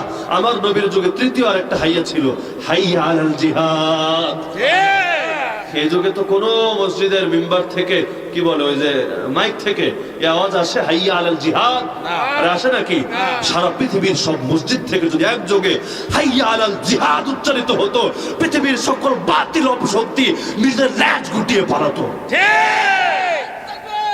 আল্লাহু আকবার, আল্লাহু আকবার। আল জিহাদ, আল জিহাদ,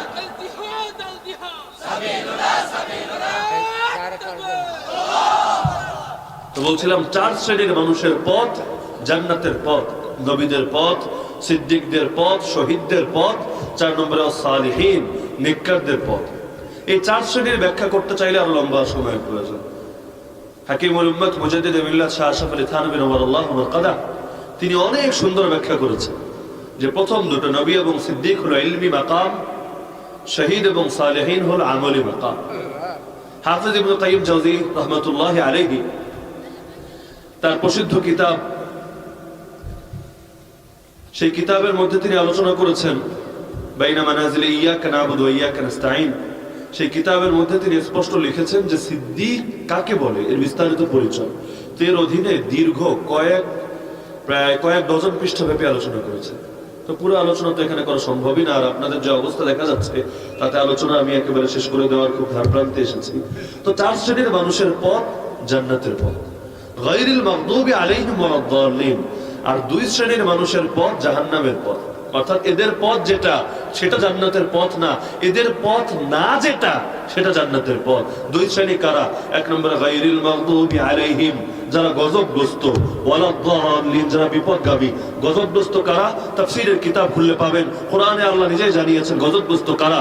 গজবগ্রস্ত হলো ইহুদিরা, মান লাআনাহুল্লাহ ওয়া গাযিবা আলাইহি, এদের উপর আল্লাহ লানত বর্ষণ করেছেন, এদের উপর গজব নাজিল করেছেন। আর ওয়ালাদ-দাল্লিন পথহারা কারা? আল্লাহ কোরআনে এদের পরিচয় দিয়েছেন, এরা হলো খ্রিস্টান। তার মানে ইহুদি খ্রিস্টানের পথ জান্নাতের পথ। আরে বলে না কিসের পথ? দুনিয়ার মধ্যে এখন যত আদর্শ আপনার সামনে আছে অধিকাংশ আদর্শই কিন্তু ইহুদি খ্রিস্টানের আদর্শ। নিজের পোশাকটার দিকে একবার তাকান, এটা কি রাসূল এবং সাহাবীদের পোশাক না ইহুদি খ্রিস্টানের পোশাক? নিজের চেহারাটার দিকে একবার তাকান, এই চেহারাটা কি মুসলমানের মতো চেহারা না ইহুদি খ্রিস্টানের মতো চেহারা? নিজের চুলটার দিকে একবার তাকান, চুলটা দেখতে কি রাসূলের চুলের মতো লাগে না ইহুদি খ্রিস্টানের মতো লাগে? একইভাবে জীবনের সব ক্ষেত্রে খাবার খাই কিভাবে, মেয়েকে বিয়ে দেয় কিভাবে, বিয়ের সময় আয়োজনটা করে কিভাবে, সবই ইসলামী আদর্শ না ইহুদি খ্রিস্টানের আদর্শ। একইভাবে আমাদের অর্থনৈতিক যে জীবন ব্যবস্থা যেগুলো আছে, ক্যাপিটালিজম, পুঁজিবাদের কথাই বলেন, সমাজতন্ত্রের কথাই বলেন, সব ইহুদি খ্রিস্টানের আদর্শ। একইভাবে রাজনৈতিক ক্ষেত্রে যত আদর্শ সারা দুনিয়ায় দেখেন, কোথাও গণতন্ত্র, কোথাও সমাজতন্ত্র, কোথাও রাজতন্ত্র, এই সবগুলো কোনোটাই ইসলামী আদর্শ না, সবগুলোই হলো ইহুদি খ্রিস্টানের আদর্শ। এরকম জীবনের সব ক্ষেত্রে দেখবেন যত আদর্শ অনুসরণ করি সব আদর্শ হলো ইহুদি খ্রিস্টানের আদর্শ।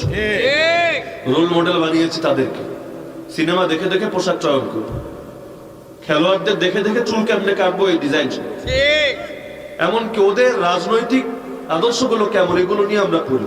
আমাদের দেশে যারা পলিটিক্যাল সায়েন্স নিয়ে লেখাপড়া করো ওদেরকে কি ইহুদি খ্রিস্টানের রাজনীতি শেখায় না রাসূল এবং সাহাবীদের রাজনীতি শেখায়? খ্রিস্টান। তো জীবনের সব ক্ষেত্রে মানি হলো ইহুদি খ্রিস্টানের আদর্শ, আর নামাজে দাঁড়িয়ে বলি গায়রিল মাগদুবি আলাইহিম ওয়ালাদ-দাল্লিন। কাজ হবে না। আমার কথা মুখেই থাকে, নিজের জীবনে আর আসে। এজন্য দোয়া তো পড়ি কাম হয় না। আর এই কোরআন সেই কোরআন, যেই কোরআন সাহাবীদেরকে আকাশের তারকা বানিয়েছিল। এই কোরআন সেই কোরআন, যেই কোরআন সাহাবীদেরকে সারা জাহানের খলিফা বানিয়েছিল। এই কোরআন সেই কোরআন, যেই কোরআন তাদেরকে সর্বোচ্চ সম্মানের আসনে অধিষ্ঠিত করেছিল। যাদের নাম শুনলো বাতিলরা থরথর করে কাঁপতো।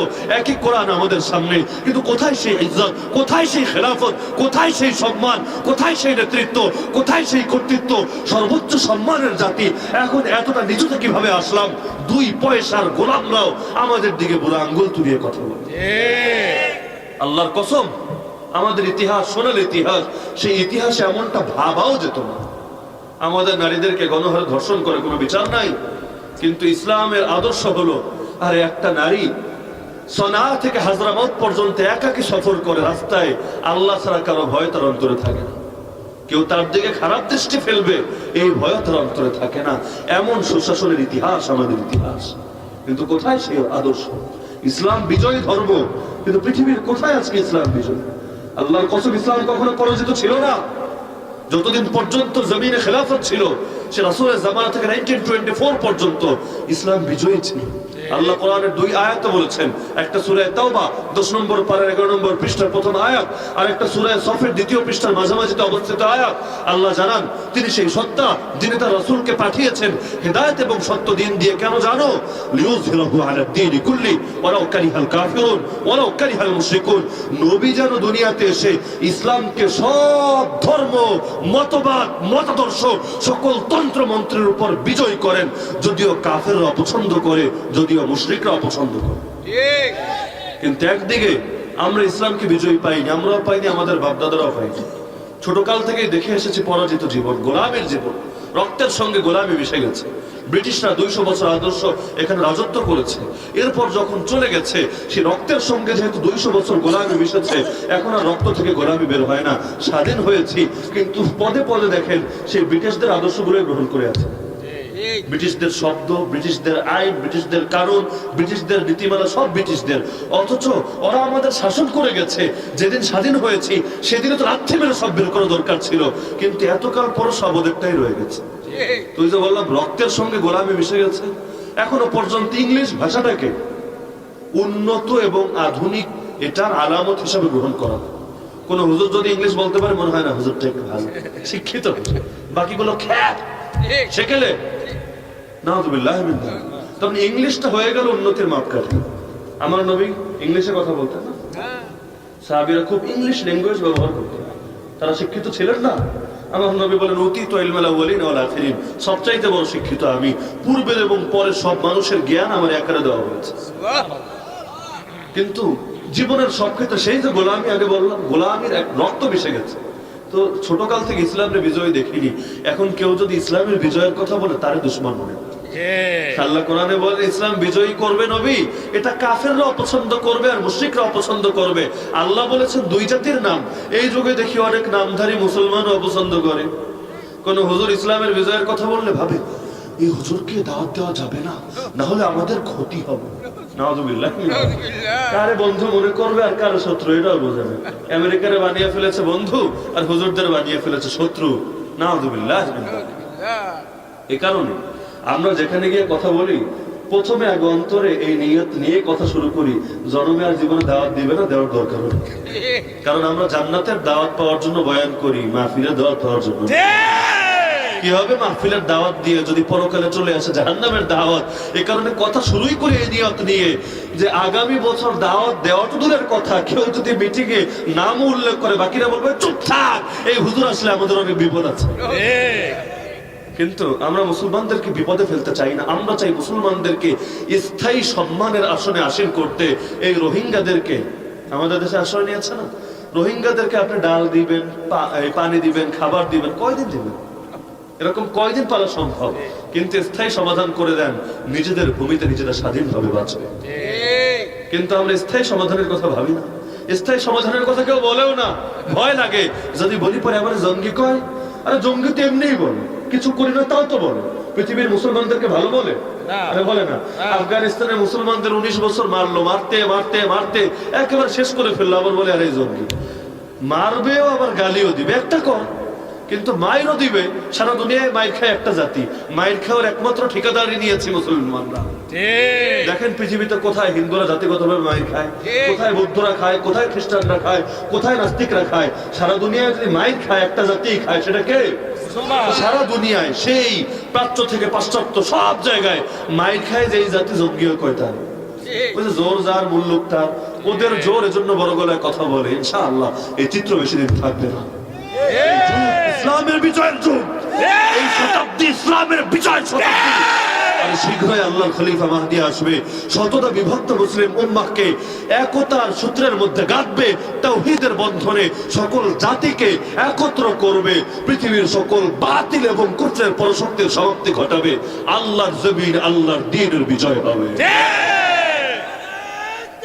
আল্লাহু আকবার, আল্লাহু আকবার। আল জিহাদ, আল জিহাদ, আল জিহাদ, আল জিহাদ। আল্লাহু আকবার। আল্লাহ যেহেতু বলেছেন, রাসূল যেহেতু জানিয়েছেন, সুতরাং এই ব্যাপারে আমাদের কোনো সন্দেহ নাই। ভারতের হিন্দুরা 2 দিন পর পর হুমকি দেয়, এই বাংলাদেশ, ভারত, পাকিস্তান, মিয়ানমার এই সবগুলো দখল করে এটাকে অখণ্ড রাজ্য বানাবে। এই রাজ্যের নাম হবে রাম রাজ্য। এই ট্রায়াল শুরু করেছে বাবরি মসজিদ দিয়ে। আল্লাহর ঘর, মসজিদ তো আমাদের ঘর না, মসজিদ কার ঘর? আল্লাহর ঘরকে ভেঙে সেটাকে মন্দির বানিয়ে নাম দিয়েছে রাম মন্দির।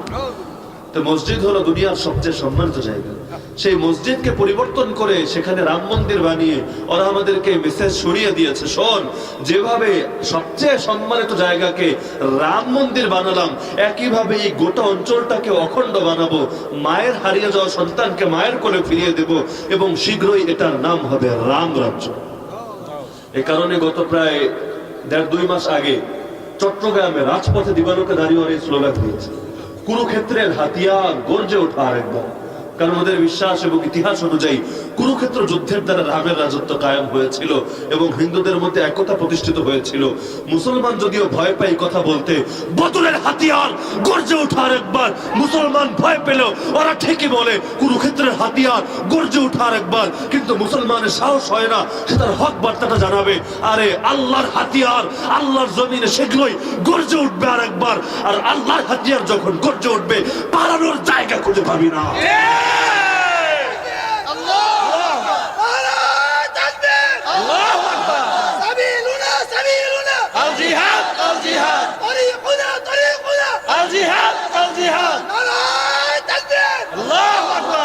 ওরা তো শুধু হিন্দুস্তানকে অখণ্ড বানাতে চায় এবং এর দুঃস্বপ্ন দেখে।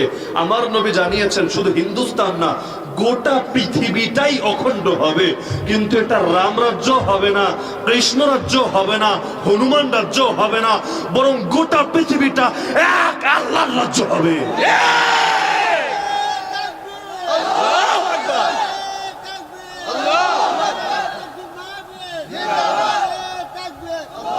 আমার নবী যেটা জানিয়েছেন এর উপর আমাদের শতভাগ ঈমান আছে কিনা? আছে। আরে বলেন আছে কিনা? আমার নবী যেটা বলেছেন সেটা 100% সত্যি। যেটাকে রাত বলি সেটা দিন হতে পারে, যেটাকে দিন বলি সেটা রাত হতে পারে, কিন্তু আমার আল্লাহ এবং তার রাসূল যা বলেন তা মিথ্যা দূরের কথা ভুলও হতে পারে। কিয়ামতের আগে গোটা দুনিয়াটা অখণ্ড হবে। আমি আল্লাহর কাছে নিয়মিত একটা দোয়া করি, আল্লাহ ইসলামের বিজয় দেখে যাওয়ার তৌফিক দিন। কারণ ইসলাম বিজয়ী হবে, আমাকে নিয়ে বা আমাকে ছাড়া হবেই হবে। আমার নবী বলেছেন অবশ্যই হবে, আমি থাকলেও হবে, না থাকলেও হবে, আমরা কেউ দেখে যেতে পারলেও হবে, না দেখে যেতে পারলেও হবে। কিন্তু মানুষ যেমন বলে, ইস নাতি নাতনির মুখটা যদি দিতে পারতাম, তো নাতি নাতনির মুখ দেখা আমার জন্য যতটা সুখের, এর চাইতে আল্লাহর জমিন, আল্লাহর দ্বীনের বিজয় দেখে যাওয়া, আল্লাহর কসম, এর চাইতে অনেক বেশি সুখের। মুসলমান তো দোয়া করে, আল্লাহ হজে মরণ দিও, নামাজ সেজদারত অবস্থায় মরণ দিও। আমি দোয়া করে, আল্লাহ তোমার নবী তোমার কাছে যেই মরণ চেয়েছেন আমাকে সেই মরণ দিও। তো যাই হোক, যেহেতু ইসলামের বিজয়ের শতাব্দী, ইসলাম ইনশাআল্লাহ বিজয় হবেই হবে, ভয় পাওয়ার কিছু নাই, মন ভাঙার কিছু নাই। রাত যখন অনেক বেশি হয় রাত 3টা বেজে গেছে, অন্ধকার অনেক বেড়ে যায়, পথিক পথ চলতে ভয় পায়, নিঃসঙ্গতা এবং একাকিত্ব অনুভব করে। কিন্তু হে পথিক, ভয়ের কিছু নাই, শীঘ্রই সুবহে সাদিক উদিত হবে, মসজিদের মিনারে মিনারে আল্লাহু আকবরের আযান ধ্বনিত হবে। আমরাও আছি শেষ রাতে, চারিদিকে অন্ধকার অনেক বেশি, জুলুম এবং শিরক ছড়িয়ে পড়েছে সারা দুনিয়ায়। কিন্তু হে মুসলিম পথিক, তোমার ভয়ের কিছু নাই, শীঘ্রই সুবহে সাদিক উদিত হবে, শীঘ্রই মসজিদের মিনারে মিনারে আমার আল্লাহর রাজত্বের কথা উচ্চারিত হবে। হে পথিক, তুমি ভয় পেও না, শীঘ্রই বিজয় তোমার পদচুম্বন করবে।